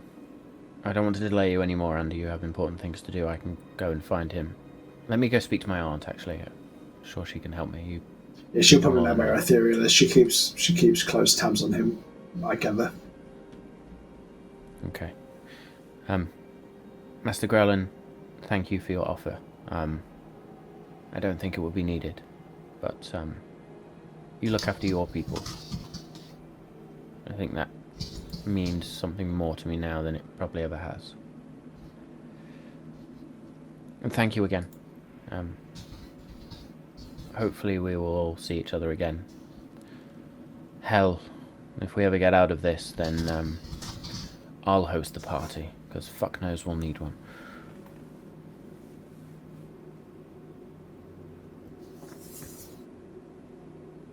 Grelin sort of bows.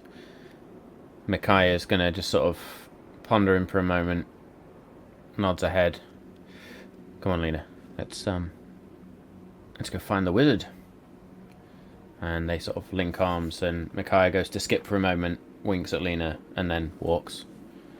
And they walk hand in hand back towards the gates, leaving you, Ander, with Grelin and the villagers. Is there anything else you wish to do? Are you still planning on winding back at Greenflower when this is all over? It's home for many of us.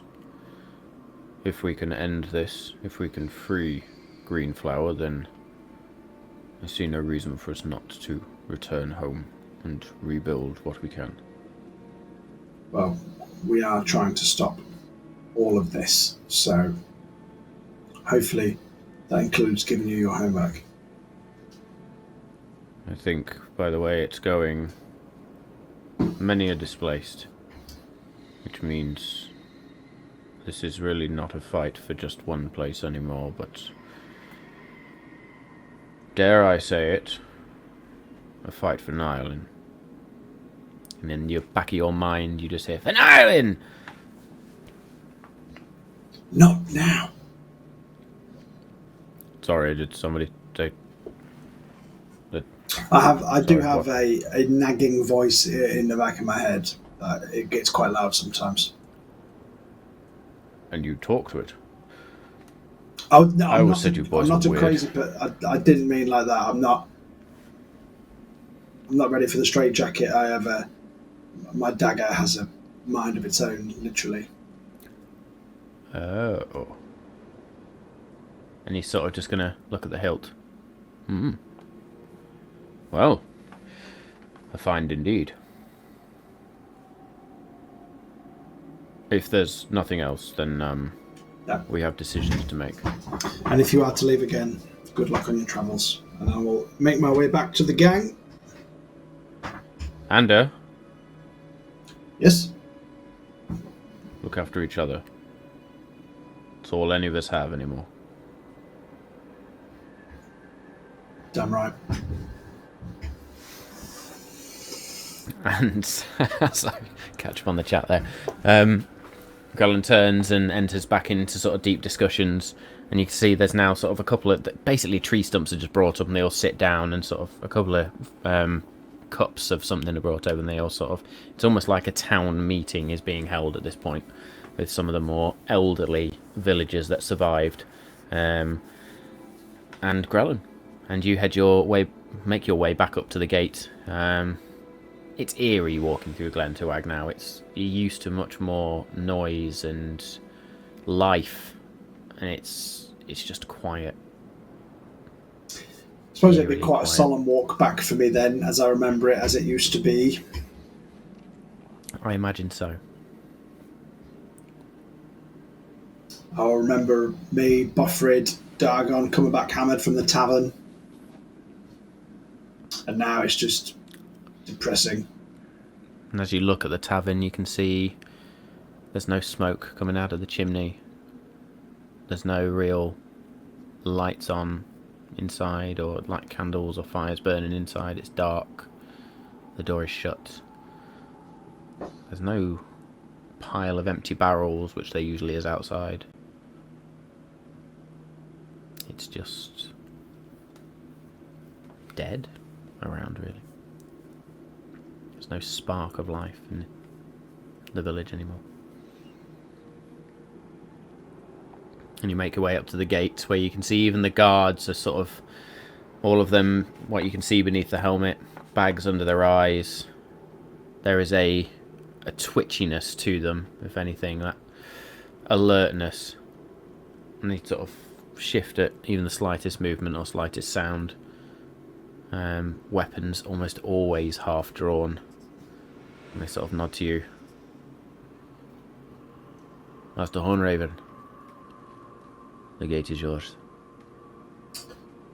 It's Splinterthorn now, my good fellow. I've had an identity crisis. Very well. Mr. Splinterthorn, the gate is yours.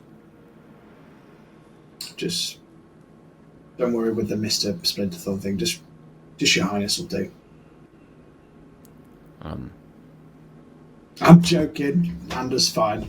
You'll get that later on in the story, don't worry. Sure. If you don't mind, we need to close it. Oh, sorry. Yeah. As you were. And then I'll walk off hand behind. You know when generals walk off after they've just spoken to their men? I'll walk off like that. So, 2 hands behind your back, just sort of linked, Yeah. just marching off, head, sort of nose raised in the air. Dargon and Kirik and Bothrid are just sort of waiting underneath the airship at this point, just waiting for you to come back. I'll have been sorting getting the 10 barrels up, getting them Yeah, to you can see. send the net down, run it back up, and all that lot. And you can actually see now the net is being sort of hoisted up, slowly but surely. At some point, the distiller just sort of waves a hand, and that just rises up even easier. I could have levitated that for you. Why do you need to do it when I did it for you? Waste my gifts, Anda, honestly. I like to show off. We all like to be useful. That's what I meant. Thank you for rescuing her, boys. If I didn't say that earlier. She is almost the only family I have left. Apart from these fine people, of course, and yourselves. Family's more important now than ever. Yep. Very, we made a very promise true. and we intended to keep it. Good. I think you would better get going, really, judging by the state of this world. Well, Speed I did is just of find the out essence. from Grellan that Sorry. Mantenir and Idril have firmly closed their gates to newcomers. I mean, I feel like Eastvale are trying to negotiate their way in, but we might find it hard going to. We did. Unless our suspect reputation this. precedes us, I don't think they're going to let us in. No, Mantenir is not one of the cities that was very friendly towards us. Does that change our plans then, Anda? I'll just have to be doubly charming, I suppose. Who did you say I still think were it's the trying right to place to negotiate go. their way in? Eastvale. Should we try and help them combine our efforts and try and get in?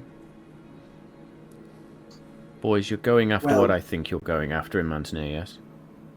Yes. Piece of parchment, quite Just important, this that one. once, maybe, and your skills will be more pertinent here than most. Yeah, I mean, if they don't want to take in... I feel like if we try and help get Eastvale in, we'll be seen as part of the burden, whereas we might go in... going in from the we're a benefit to you angle rather than we're part of this village's. I was You know, thinking maybe hundreds of- perhaps some of your older skills. Should we be trying to Oh. get in at night, for want of a better phrase? So do you think there's maybe Now some back you're channels? thinking. I think there are communities that exist that perhaps it is time we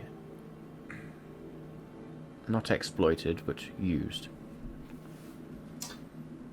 Oh, just when you think I'm going to turn over a new leaf, this comes crawling back to me, this life, doesn't it? Anda, Kirik, I'm do sure you think can that- leave it behind eventually, but sorry, Dargon. It's a little bit... It is fun, though. And Kirit, do you think we may be able to reuse something we did in reverse?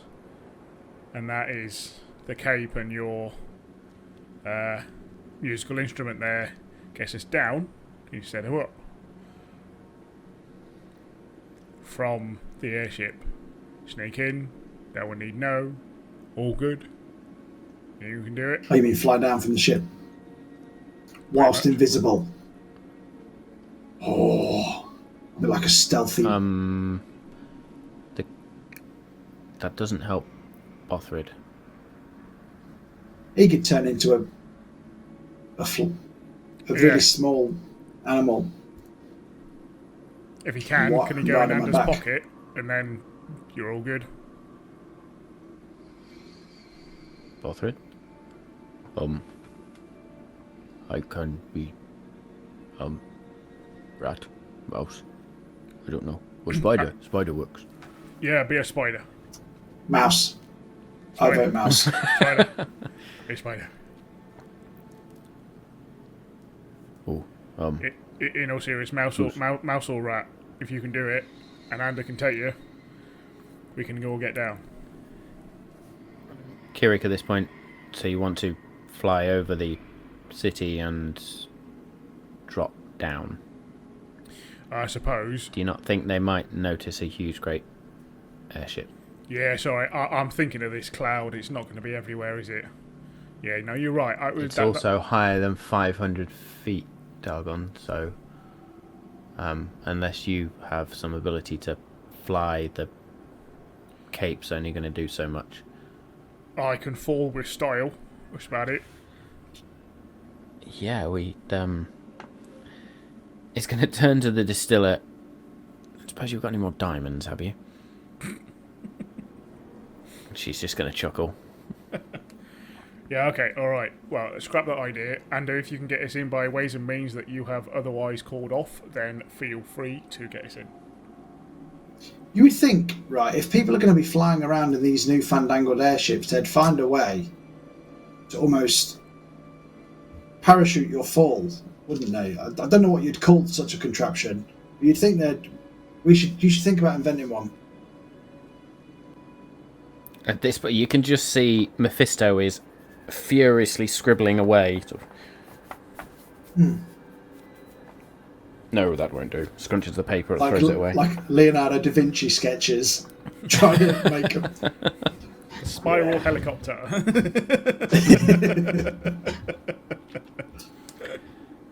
Boys, I've hindered you too long already. I think you can probably discuss this on the way. It's going to take at least, a better part of a day to get there. Yeah, let's try and get this info and back before you get any nasties at your gate. Oh, I just, if you know of dodgy back channels in Mantenir, just to double check, it's not the Serpent's Cloak, is it? Because me and them don't see eye to eye. Who were the Serpent's Cloak? I'll take that as a no then.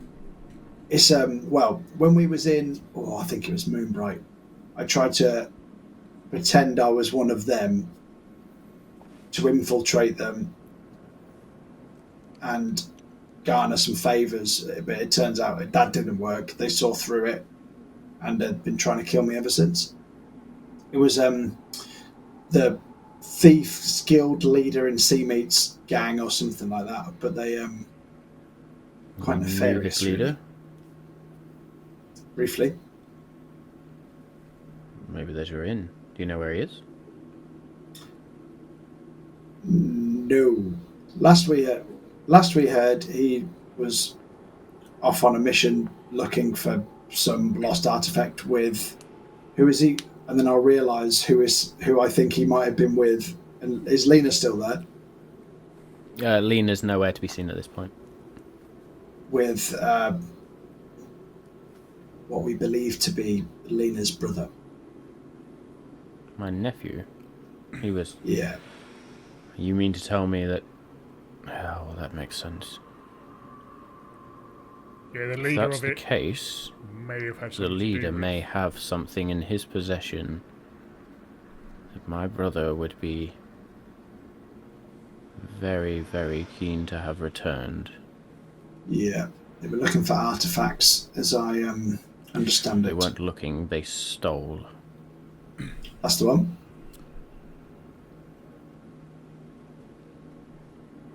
There's no way of tracking down such a valuable item, is there? Not without having held it for me, or at least... I think your better bet is to try and find this individual. Maybe. Or an individual of this group. That seems the most sensible.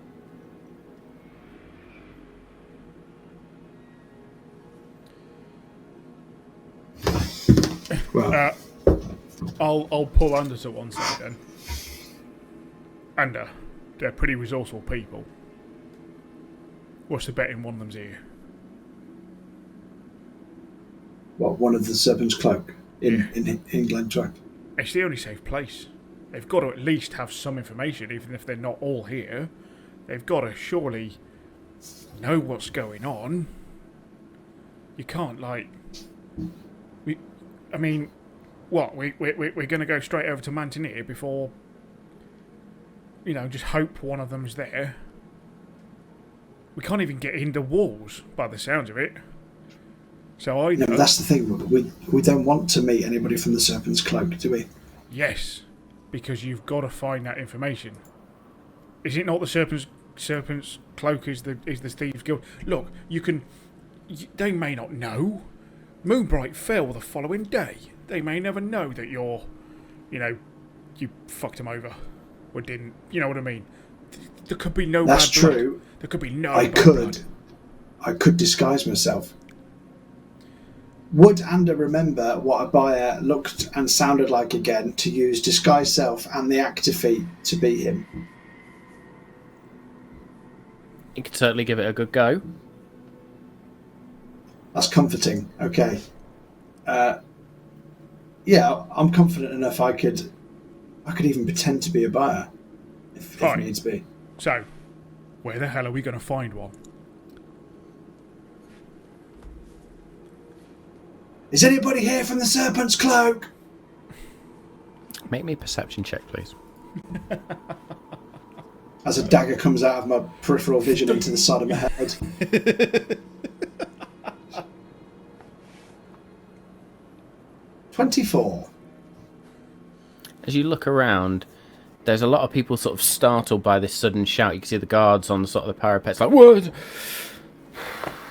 Now, as you sort of do that quick glance around, you look back towards the gate, and the guard that you spoke to is unnaturally still. Shifty motherfucker. Good call, Dagon. Well, who have you seen? You see that one over there? And I'm looking in the wrong direction. The only one not surprised by my outburst was that guard. Sure he hasn't I'm fallen just asleep? going to ignore this conversation and pretend I haven't heard that there's thieves' guilds operating in my city. Farewell, boys. Look after yourselves. This is all suspicion. Yeah, we'll keep you posted. So what? Thank you. I will. Is he looking at me currently?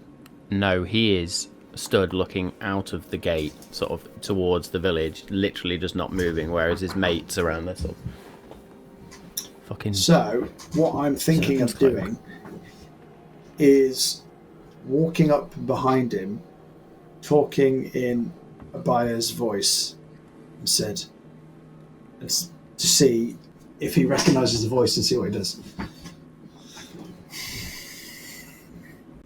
So I've kind of got to sneak up on him for him not to turn around before I speak. So I suppose I'll have to stealth up to him.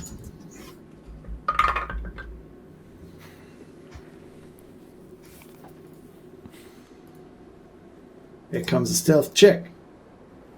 Balls. Oh, God. 11. So you attempt to sneak up, and given you've just shouted, the guard rolled with advantage, and I shit you not, I rolled a natural 1 and a natural 20.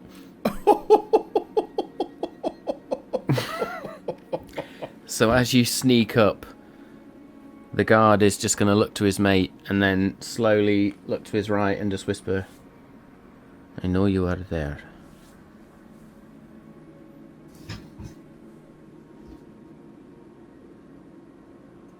I know we have an ally in common. I have. One that nobody else should know about. Whom do you speak? The master of the lighthouse and Seameat, if I was to be coded. That lighthouse fell long, long ago. Well, I know, but it is no longer operational. I'm trying to be discreet, as you can see. But hopefully you know who I mean. You mean the head of the serpent? Is one description I guess we could give to him. Yes. He looks around at that, just sort of. Yes. What about him?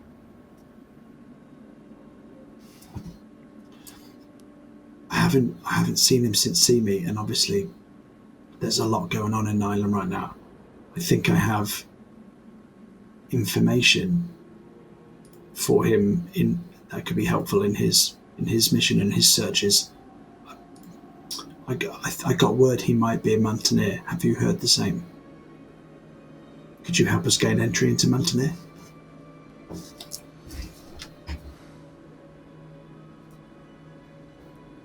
And what would you offer the cloak in return?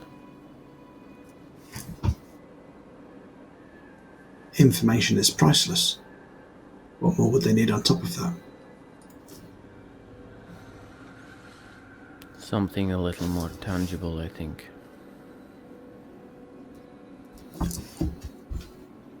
Well, I can facilitate most requests. What did you have in mind?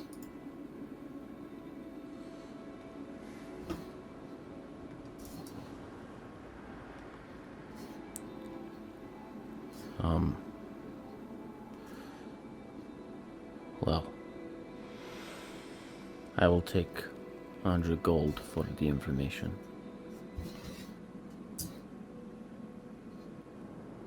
Seems fair. And I will slip 100 gold into his pocket.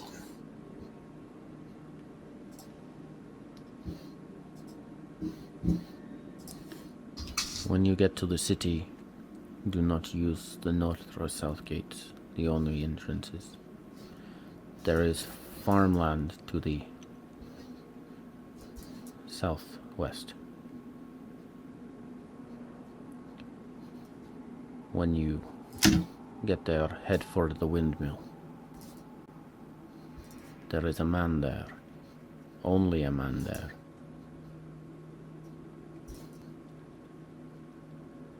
Tell him the fang is sharp. The venom is strong. He will see where you need to go.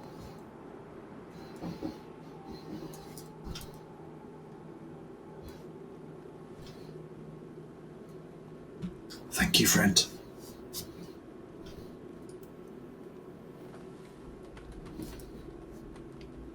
Do not speak to me of this again. Deal.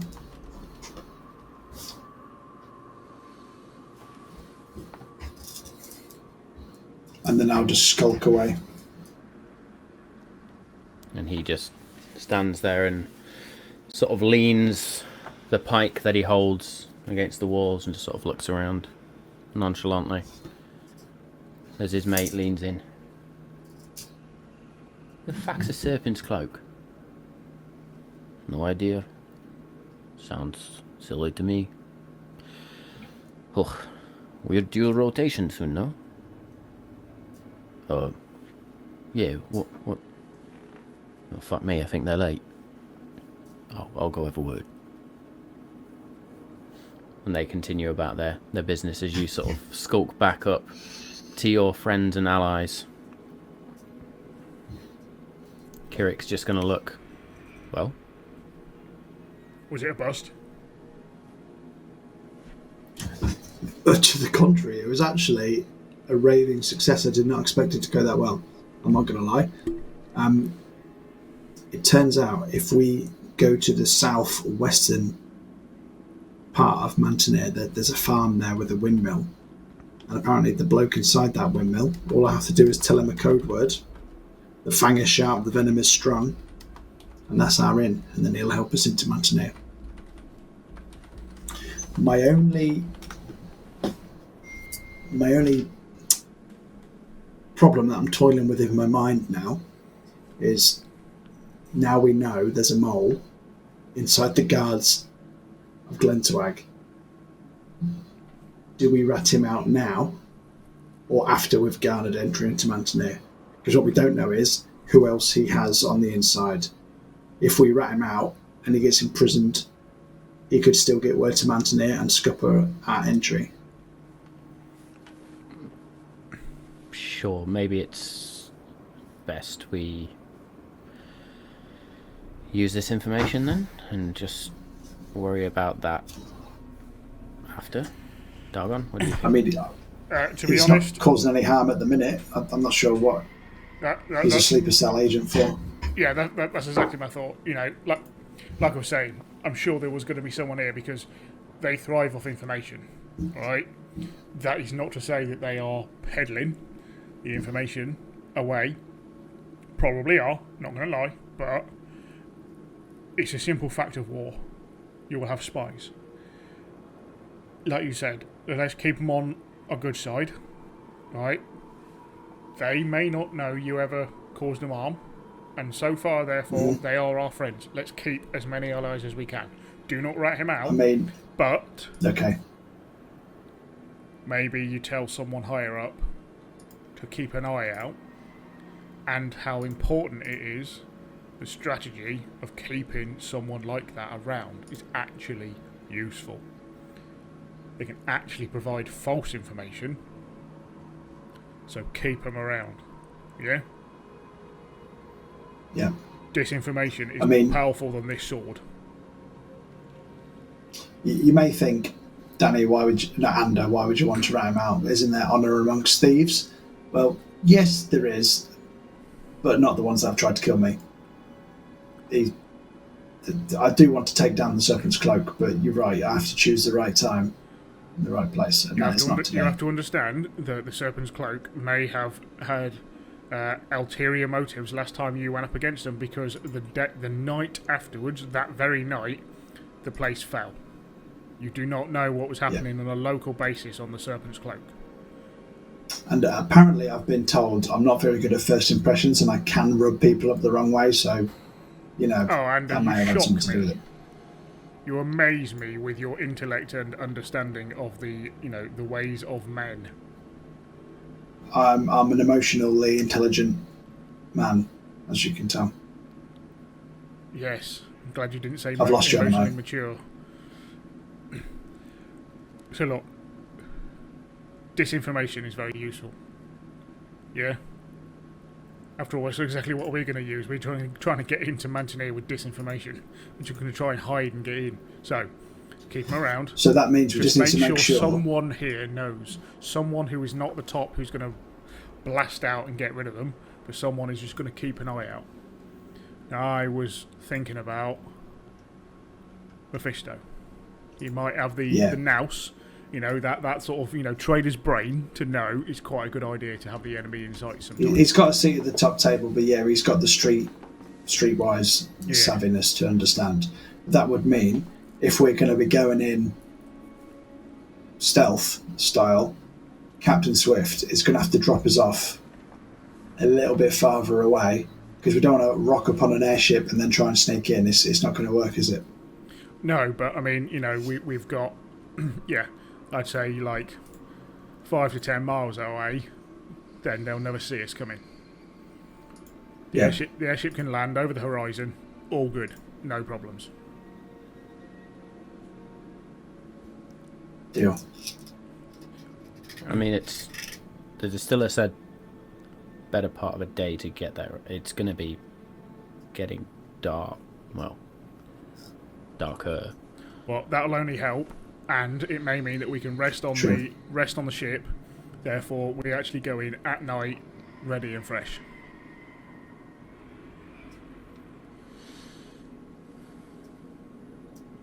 So, stealth. Yeah. 25% of us. That's a good plan. For you two, looking at Kirik and Dagon, Look, not so much. If we're trying to get in somewhere, I am willing to remove this armour and risk it. To be fair, though, we don't know what this man's back channel is into Mantenir. We only need to make sure... Well, he needs to see us coming, I suppose, and then we just say the code word and we're in. We don't know what his way into Mantenir is. We might not need to stealth in. It might be a hiding in plain sight type situation, and he might just take us in on a farmer's wagon. Looks like he's delivering some stuff. Okay, if we're going to do that, maybe I will just quickly go and speak to Mephisto, try and get some sort of shroud, cape, something, not good-looking thing, just something to cover the fact that I'm wearing armour, and a fuck ton of it. Some rags, you know. Good idea. Yeah. Yeah. I mean, you're wearing all black, and you know you could just be a weirdo on the street. Well, not just a weirdo on the street. Yeah, I'll fit right in. But I suppose, okay, maybe then I'll approach the man in the windmill by myself. Yeah. Tell him the code word, let him know, and then say, I've got companions who you need to get across as well. Yeah. And then that's when I introduce you. And then if we need a disguise, I'm sure they'll have disguises. Well, for me, for my size. Yeah. They have Goliaths. Goliaths can be in the Thieves Guild and yeah. part of dodginess. Aren't we going into a dwarven town? You're going to come up to my waist. Under, I have idea. You said serpent's cloak. Maybe I turn into snake.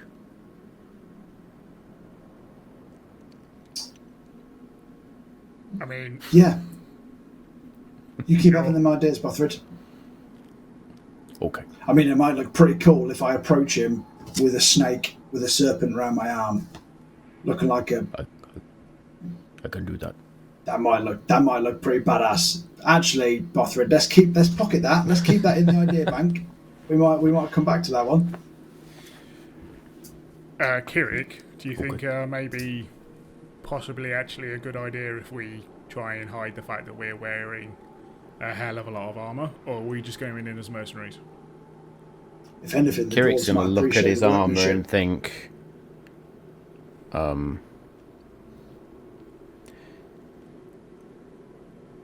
let's see what Ander does first. Okay. I think if he can get us in, then we keep the armour on. To be fair, I might need it. I know you can't, but I can shrug my armour pretty quickly, and you know, worst case scenario, have a bit of on my own armour going. And when has ever following Anders' lead ever gone bad? I'm not going to try and count. I'm with Dagon on this one. That was supposed to fill you with confidence. I can't count above 10. And he wears sandals. And he's got 12 toes. So how's that? How can you not count above 10? I get bored. Right. Right. We have a plan. Burning daylight, as some say. You're the one who burns daylight. Right, let's go. Literally from your hands. Only when vampires are involved. Right. Up this ladder then. I'll go first. Oh god, no. Kirik's literally going to start climbing straight away. I shove Does not Ander need out to the way see up that kilt so that anymore. I can go first to buff it. As I'm following up behind you and the kilt's there, I'm just going to blow a tune it like when you play a jug and just go on your ass as we go up the ladder.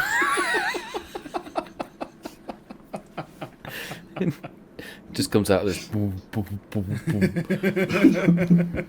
As I entertained that idea, that was quite funny. So the four of you, slowly but surely, climb up the ladder and sort of roll over onto the deck to see Karstan and Gore sat at a table actually throwing dice. And looks like they're playing just a game of dice. Gore's going to look over. Well, finished, have we, boys? That was very quick. Have you got the barrel Unusual stowed away? for you. Oh, yes. All done. All below deck, ready for, well, party if we ever survive this shit. Yeah. Well, you might My as well Gore drink. voice has gone to shit, and I apologise for that. You might as well head on. He still sounds like generic Russian to me, so I think it's all right. That's pretty standard, yeah. I apologise to any Russians watching, listening, if I'm absolutely bastardising any accents. You might as well drink it now, lads. You may not get the chance. You could say this. Karstan's just going to hold up insult anyone. a flagon, like, and don't worry about that. You know. Cap, And I'll say to Captain, looks like we're off.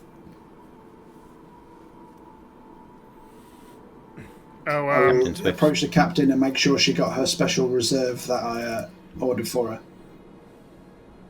And you can see, actually, Charlie has what looks like a crystal cut glass, and is just...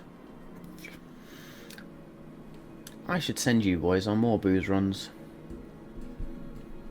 You're welcome. Oh, you don't mind dropping us off before we get to Mantenir, just like outskirts-esque thing, a couple of miles off. Sure. Cheers. No skin off my nose. Mantenir What don't are we like talking visitors. about? Southeast, southwest, south, east, west? We're aiming Where for do the you wanna go? southwestern part of Mantenir, if possible, please. A couple of miles southwest. Easily done. That's kind of the direction we're heading from anyway, so... Well, I think we'll stay under the cloud this time. Yeah, and we're going to rest up and we're going to try and get off at, well, sort of nightfall if it's going to take the day. Okay. Next, the whiskey. Places the glass down. Well, Karstan. All hands, I think. Karstan's just going to pack the dice away. Closes this little sort of pack that he has that they were rolling out onto. Shifts the table to the side. Gore just nods. And the two of them, not quickly but not slowly, just sort of a natural pace if anything, just sort of go below deck. And silently but fervently the rest of the crew begin to sort of pull out, and you can see the huge great balloon sort of expand slightly as Hedam steps onto deck with his staff, and that staff sort of glows orange for a moment, and Gore just looks over the side, and you can see he's got a little mirror in his hand, and he just flashes 3 times, and you can see the ropes are just untied from down below, and slowly but surely the airship lifts off towards the cloud, and a couple of sails are unfurled out to the sides. And Charlie just begins to turn the wheel at the helm. Slowly but surely the ship begins to turn to a northeasterly facing direction. Difficult to tell, but at least you know from the orientation of the city below you which direction you need to head. And the airship of the once crew of the Winter's Tale begins to make its way towards Mantenir. You all head below deck to rest, unless there is anything else you wish to do.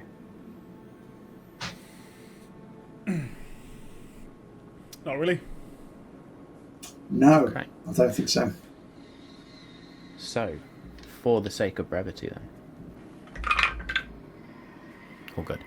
You travel for maybe 13 or 14 hours, and it's a quiet journey. When you do come up on deck, you notice that everybody has whatever weapons they have, and they are carefully, surely looking out, keeping guard where they need to. Karstan is on the ballista that is at the very front of the ship.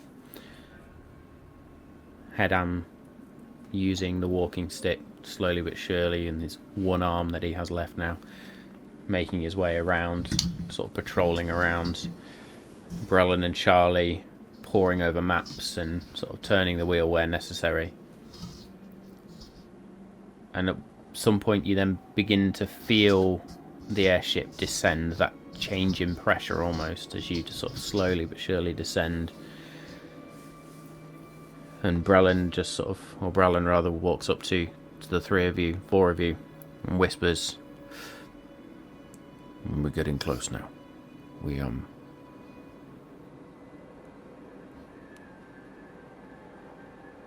think we'll drop you before the farmland. Hopefully there won't be many people around at this time of night." It's exactly where we need to be. It's perfect. We will, we're going to head west and sort of hang close to the forest. That should be good. We should be able to find you there. Okay. Look after yourself, boys. This one sounds like it's going to be no walk in the park, shall we say. Yeah, I can take a fight any day, but sneaking in somewhere, ugh, don't like it. It's all good. I'm sure you'll be fine. You've got the right person to lead you in. He's a sneaky fella. And again, in the back of your mind, Andy, you just hear the whispered, "Van Island." Don't worry. If it all goes to pot, I'll stab him.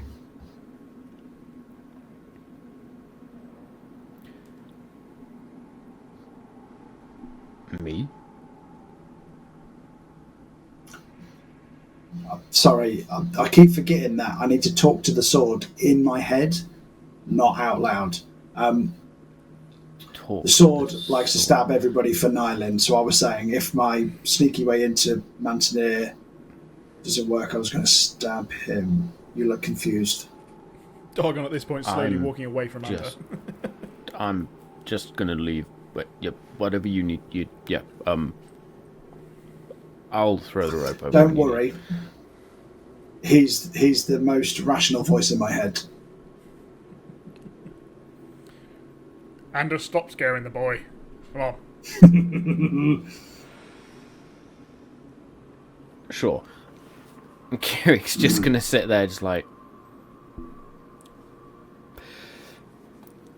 Eventually the ship comes lower and lower, and it's a cool night. I wouldn't say it's cold, even though you've travelled further north. It's almost like this thick layer of cloud which has stretched even as far as Mantenir now, is almost keeping the heat of the world in, if you like, providing that insulation. Obviously you can see no stars, you can't see the moon, it is dark as dark can be. You see no firelight down below you. Eventually the ship comes low. Gore and Brellan throw over the rope ladder again. "Well, boys, I'll be seeing you soon. Don't die. Not this time, anyway." We'll do our best and we'll see you soon. Very well. Brellan's just going to nod, looks suspiciously at Ander for a moment, as you all climb down. Bothrid just sort of climbs down this time, not wanting to change into anything. Kirik will then go next. Kirik's going to sort of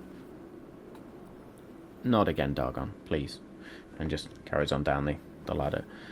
They'll get to the bottom.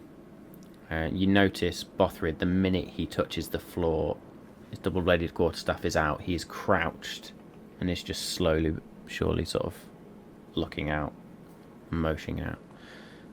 Kirik lands as silently as he can, or steps off the ladder as silently as he can, and sort of hunkers down next to Bothrid. The two of you climb down the ladder with relative ease. You can see, with what little light there is, some moonlight at least, being able to penetrate through the cloud, or at least light the cloud up somewhat to be able to view your way towards Mantenir. And you can see you are a distance away even.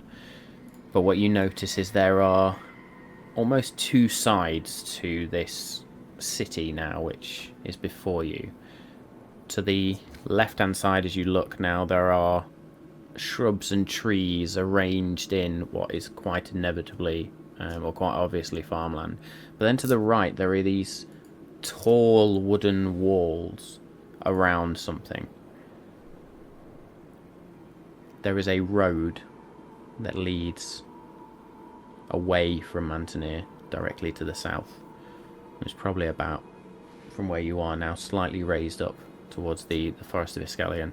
You can see it's probably about a mile away, due east. I am going to assume you all begin to head towards the farmland. Yeah, I've got... Can I, considering the darkness, can I ask Bothrid to help me see in the dark again? Do you not have your goggles? I've got goggles of minute seeing. I lost my goggles of night vision. Thanks for bringing them up. You did indeed.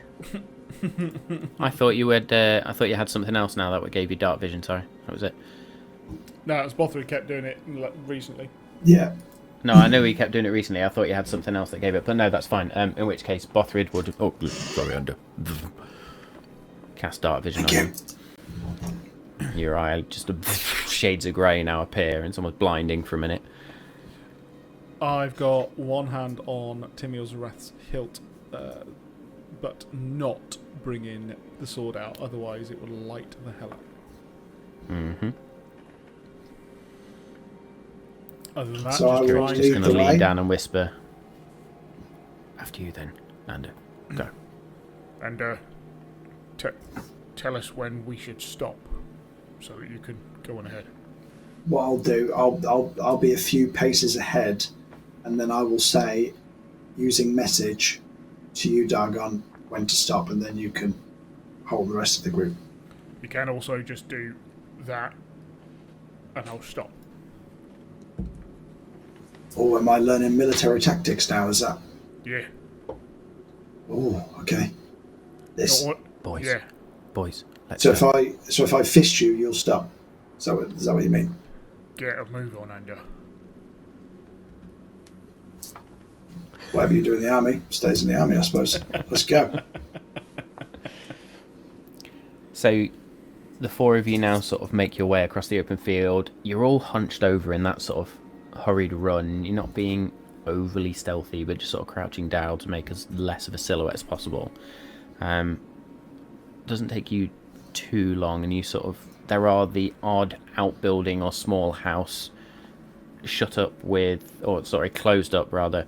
Again, you don't see any hint of light inside, and you sort of give them a wide berth, but eventually you reach the edge of this shrub, tree-like wall, and as you peer now between them, you can see different fields of crops, and there's a barn sort of relatively close to where you are. You can see another couple of fields, and then another barn, and then between 1, 2, 3 rows of these trees, you think you can just about make a windmill almost directly north from where you are now. You can either go across the fields, you can try and stick to the tree line, or you can stick to the edge of the tree line. Or you can go all the way around and walk across. find the road. I don't really want to go across no man's land just in case he has watchmen out or whatever his version of snipers might be. So I think if we stick to the tree line, to make our way towards a windmill. Yeah. Might be the best way for us to stay relatively concealed, but also be able to survey what's around. Okay. So you staying in and around the tree line, you can sort of weave in and out of the trees. Yeah. Yeah? Cool. Yep. I need everyone to make me a stealth check, but with advantage, because it is very dark and you are in the tree line. Sorry. Finally close Felltag's character sheet. Yeah. Stealth with advantage. I'll roll for 22. our resident cleric. Well, I have disadvantage, so it will be a straight roll. Indeed. It's the first roll of the night for me. Bloody hell. Nearly No. 3 hours in. We said it was going to be an RP session. We did. We've had 4 weeks of a siege. That's a very That's good true. point. It feels weird not trying to Bothrid kill is going to get a stuff. 16. Kirik's going to get an unnatural 20. Nice. Dargon, Big boy ears got a 12. 12. And Sounds about right. 22 for me. 22. By laws of averages, you all just about manage to silently sneak along this tree line. What you notice as you sneak along is that you get to the next row of trees that cuts across and sort of forms the next barrier of this particular field and area of crops. And you notice a very low, broken, rocky wall which expands around, and you notice there's what looks like a small, like, offshoot of the city here, almost like a small village next to the city. As I say, the walls are very much broken. It's like these houses have been built either on top of or around an old ruin. And as you carry on further up, you see that the tree line actually sort of bends at a right angle, and then another right angle again. Nestled in that sort of corner is the windmill. Reaches above the trees. There is a door at the very base, but it is the other side, sort of at 45. If you imagine there's a right angle, the windmill sat in the middle, it's like at the 45-degree point around, so you'll have to creep around the windmill to the door if you want to go to the door. Going like this through the tree lines feels like we're playing Pac-Man, doesn't it? Yeah, pretty much. The ghost's going to come To out be the fair, windmill you've just and gone try and get us. straight, and then you've turned right. That's all you've done right now, and you've gone straight and turned right. And the windmill is just nestled now in the next corner. So I think this is where I might have to do this last little bit alone. Yeah. If you wait here. I mean, you Okay. can see me from here, so if it goes south, you'll know. Yeah. So I will not try and sneak now, I don't think. Once I'm far enough away from the rest of the gang, I'll just approach with 100% confidence like I belong now. Okay. Bothrid will come hurrying up, and then in a moment just sort of, and wait. Literally dives forward, becomes a snake, slithers, sort of winds his way up your leg, and then coils around your arm with his head just sort of onto your shoulder there. I look badass in my head. Should I pretend? Any he's my artists out familiar? there want to do fan art right now, this is the one to do. I was thinking the airship would be cool to draw. Yeah. How I Cool. picture that in my head. So you now approach with your cloak around you, your natural sort of black leather that you wear, dagger at your hip, bow slung across your back, and a greenish brown snake now wound around your arm and over your shoulder. What are you doing as you approach the door? Like I said, I'm just walking up to it, blazing as anything. If nobody answers the door or comes to the door beforehand, I will just knock on it, I suppose. As if I'm just calling on an old friend. So as you sort of step up, nobody comes to the door, you don't see any lights inside, so you just lightly knock on the door. And there is a sort of quick movement inside, and then small little wooden Slot opens up. What? Hello, old friend. Who are I've you? been sent by a mutual friend of ours. Oh. Can you not tell? We're brothers. Who are you? It's dark. Okay, right, okay, let me just say this. The fang is sharp.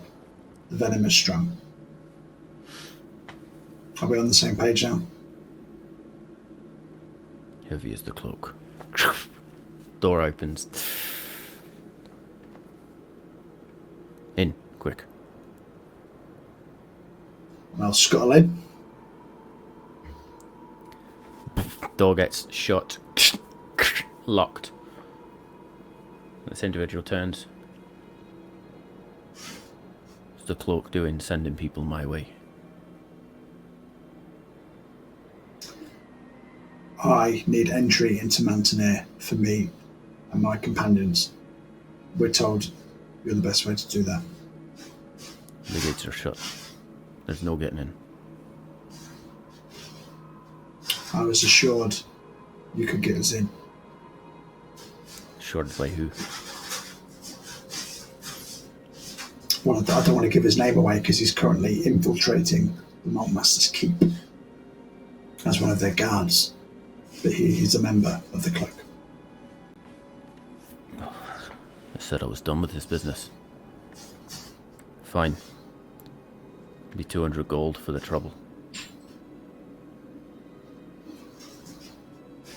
Oh, that bit was not relayed to me. Oh, You want me okay. to get you in the city? Middle of a lockdown? And that's 200 for me gold. and all of my companions, yeah? You've got companions. How many? Yep. 3.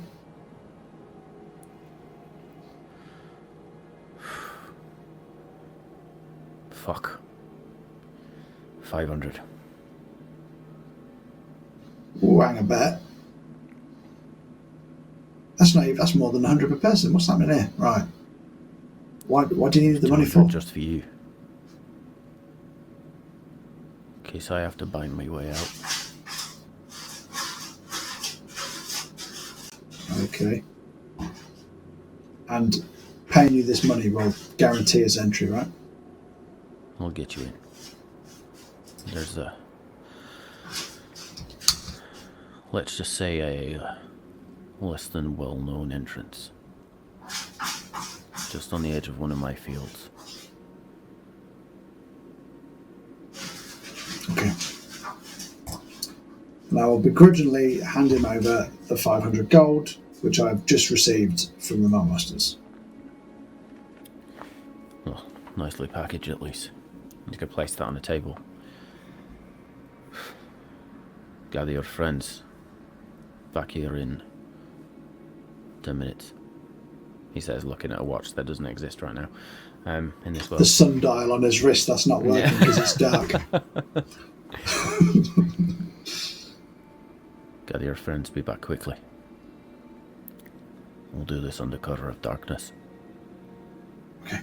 After that, once you're in the city, you're on your own. That's fine. What business One you got? moment. You'd need to pay me for that. But I don't know then. Get your friends. Yes, for the best. And I will... Can I unlock the door, or is it a special mechanism that you need to unlock? As you walk to the door, he's just going to... opens the door. Be quick. Thank you, sir. 30 seconds. And I'll go back to the tree line. Gather the friends. Bothrid's still just wound on your arm at this point. Probably going to stay there for the full 3 hours at this rate. Oh, well, I could have saved some money. What do you mean I've save just some money? paid his entry. No, you haven't. Because you said 3. I have. Yeah, 3 friends. Me and you 3. You clot. I thought you meant 3 as in you were actually thinking about Bothrid. There's me sitting there going, oh, well, he's clearly being intelligent. He's not thinking, you know. No, because I thought, I don't know how long Bothrid's Wild Shape thought. I thought if it's a 10-minute job. See, good stuff. or if Bothrid, yeah. So I was banking on Bothrid letting me down. So Bothrid, you don't need to be a snake anymore. I've got us all entry in. I think I need you at your best. The snake's just going to wind around a little bit more. Its head sort of just comes up. Tongue flashes out. Its head just rests back on your shoulder.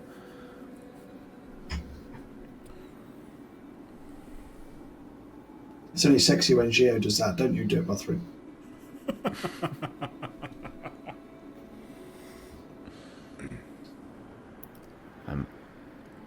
And did you get us in? Yes. Says Kirik. By the way, you all owe me 50 gold. But yeah, we'll talk about that later. Fine, whatever. Let's get this done. Let's get in. Okay. And I'll lead them back so you to want the to windmill. head back up to the windmill. Will you sort of lightly knock on the door again? Thought you said there were 3 others. Yes, they're just out here. Show yourself. In, quick. And I'll do that thing where you stand by the door and usher everybody in, then I'll come in last. Look, one of you get scared. As I mix accents like no tomorrow. What do you mean? We're all here. Well, you said there were 4. There's 3 of you. Yeah, 4 including me. There's 3 of you. And a snake. Bothrid! I know what the fuck is going on. Can we just get in? Yeah, Right, the doesn't snake's matter. with us. Indeed. Okay. Yeah. Follow me then. And he approaches the back of the windmill, and as he approaches it, he just gently pushes on an edge, and you notice that sort of part of the wall just sort of shifts and then catches and swings open. It sort of leads you down a sort of tiny little staircase and out back into the tree line. Closes the door behind you all. You all make your way now across a somewhat muddy field. Looks like the crops here have been recently harvested. And you head across to the other tree line. And what you can now see beyond that tree line is this huge towering wall which marks the edge of the city proper. And he leads you then through the tree line along to the edge of the wall, and as he sort of gets to the edge of the wall, he just looks up to see if there's any guards sort of looking over. Quickly, move, move, move. And you creep round, you come round one of the towers, and you get so far along the wall now, and you just sort of... Hold up. There's a crawl space just here. You should all fit in. It'll bring you out just by the merchant's district. Should be no one about this time of night. You get in, you find somewhere to hide, or you go do what you gotta do. I'll not be here on your way out. You be seen, it's your own heads. Don't worry. We never knew you. You live. You tell the cloak I'm done with them. This is the last one.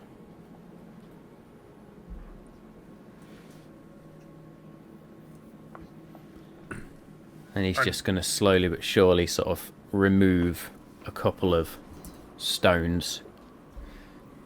But sort of Kirik will lean down and sort of help him at one point. And there is a large enough crawl space to get Dargon through. If not, I can shrink you. I'm assuming you all crawl through? Yeah. Yeah. I'll go first. Okay, so you begin to crawl through, and it becomes evident at one point it sort of slides down, you slip down, and you enter into this sort of low-lying bit of water. It's quite clear now you've entered some sort of waste tunnel ditch. Oh, Could be a good. storm ditch. Could be a shit ditch. Who knows? But you sort of continue crawling through it. And then you meet a grate on the other side, which you just sort of pull inwards and sort of peek out. Make me a perception check, please. Here goes. 21. As you look around, you see now a small ring of small trees, small height trees, and within there you can see the empty stalls of what looks like a market square, or a market circle in this case. As you look to the right, you can see a towering, almost looks like a cathedral of sorts, but quite clearly a temple. And then to the left, where the wall sort of angles away, you can see a number of buildings, look like some houses, and there's like a square block of buildings as well. Nobody about. However, you do hear sort of movement on the wall above you, which you can assume to be the guards that your escort was looking for. What are you doing? Do I see anywhere in that would be a good place to hide and hunker down?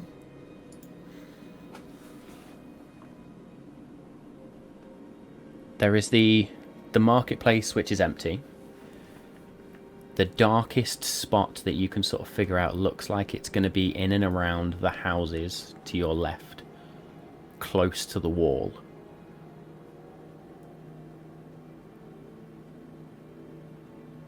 Yeah.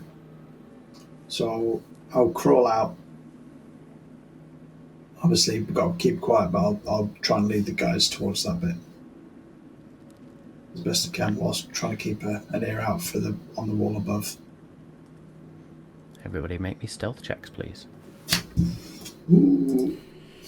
Oh, good-o. What a time for a natural 20. Nice.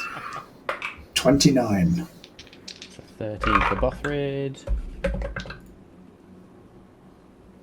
And Kirik gets a 15. Sorry, a 14. Dargon? 9. 9, okay. So you slowly but surely creep along the edge of the wall, sort of keeping yourselves as close to it as possible, sticking in the shadows, of which there are many, and then you approach the houses, and as you sort of dart across to the houses, and Kirik, I don't know why Bothrid rolled a stealth check, he's a fucking snake, but oh well, he did anyway. Ander and Kirik, you both sort of, Kirik's not here, but the both of you managed to sort of peel yourselves against one of the walls of a house quite quietly, and just sort of then slide down to the floor and hunker down. Dargon, as you dart across, you trip over a loose cobble and your head just boom, clunks into the side. There is a scuffle within the house, and a door opens, and Andy, you hear a familiar voice. Who's there? Show yourselves.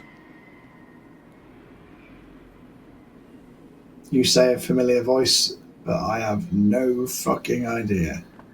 Because it's been a very long time since you have heard this voice. You look in the shadows and there is dark skin. It's vaguely what you can tell from within here. As a candle then gets held up, you see the face of one Abaya Inoue. Fuck off. Shit, I can't pretend to be him. And as the candle comes down and sees your face, fuck me. And that is where we are going to end tonight's episode. So, thank you very much all for joining us. Thank you for the raid. That is amazing. Like, love it when that happens. Cannot thank you enough. Really appreciate the love. We, of course, will reciprocate where we can and send people your way. But no, thank you so much. Thank you for all our sort of continual viewers, our returning viewers. I'm going to say thank you to all of those listening on the podcast after the fact. Anybody watching on YouTube, we love you all. Please subscribe on YouTube, subscribe to the podcast. Follow us on Twitch. If you feel like subscribing on Twitch, then we will, of course, love you forever. We love you no matter how you support us, but thank you so much. Thanks for the tools we've used. I've been using a lot of Incarnate in the background, just so I can bring up all my maps to get distances and work out that whole little stealth sequence through there, which I thoroughly enjoyed, I have to say. Added a bit of a new dynamic to the end of the game there. I know it was a very RP heavy session tonight, but very much needed after our 4-episode siege at River's End. We will be back next week, hopefully with the full roster, but we'll keep you updated as to what's going on there, and we will see what mysteries Mantenir has to hold. So until then, thank you once again. We will see you on Wednesday for Malt Magic and more, but until then, stay safe. Much love to you all. See you next time.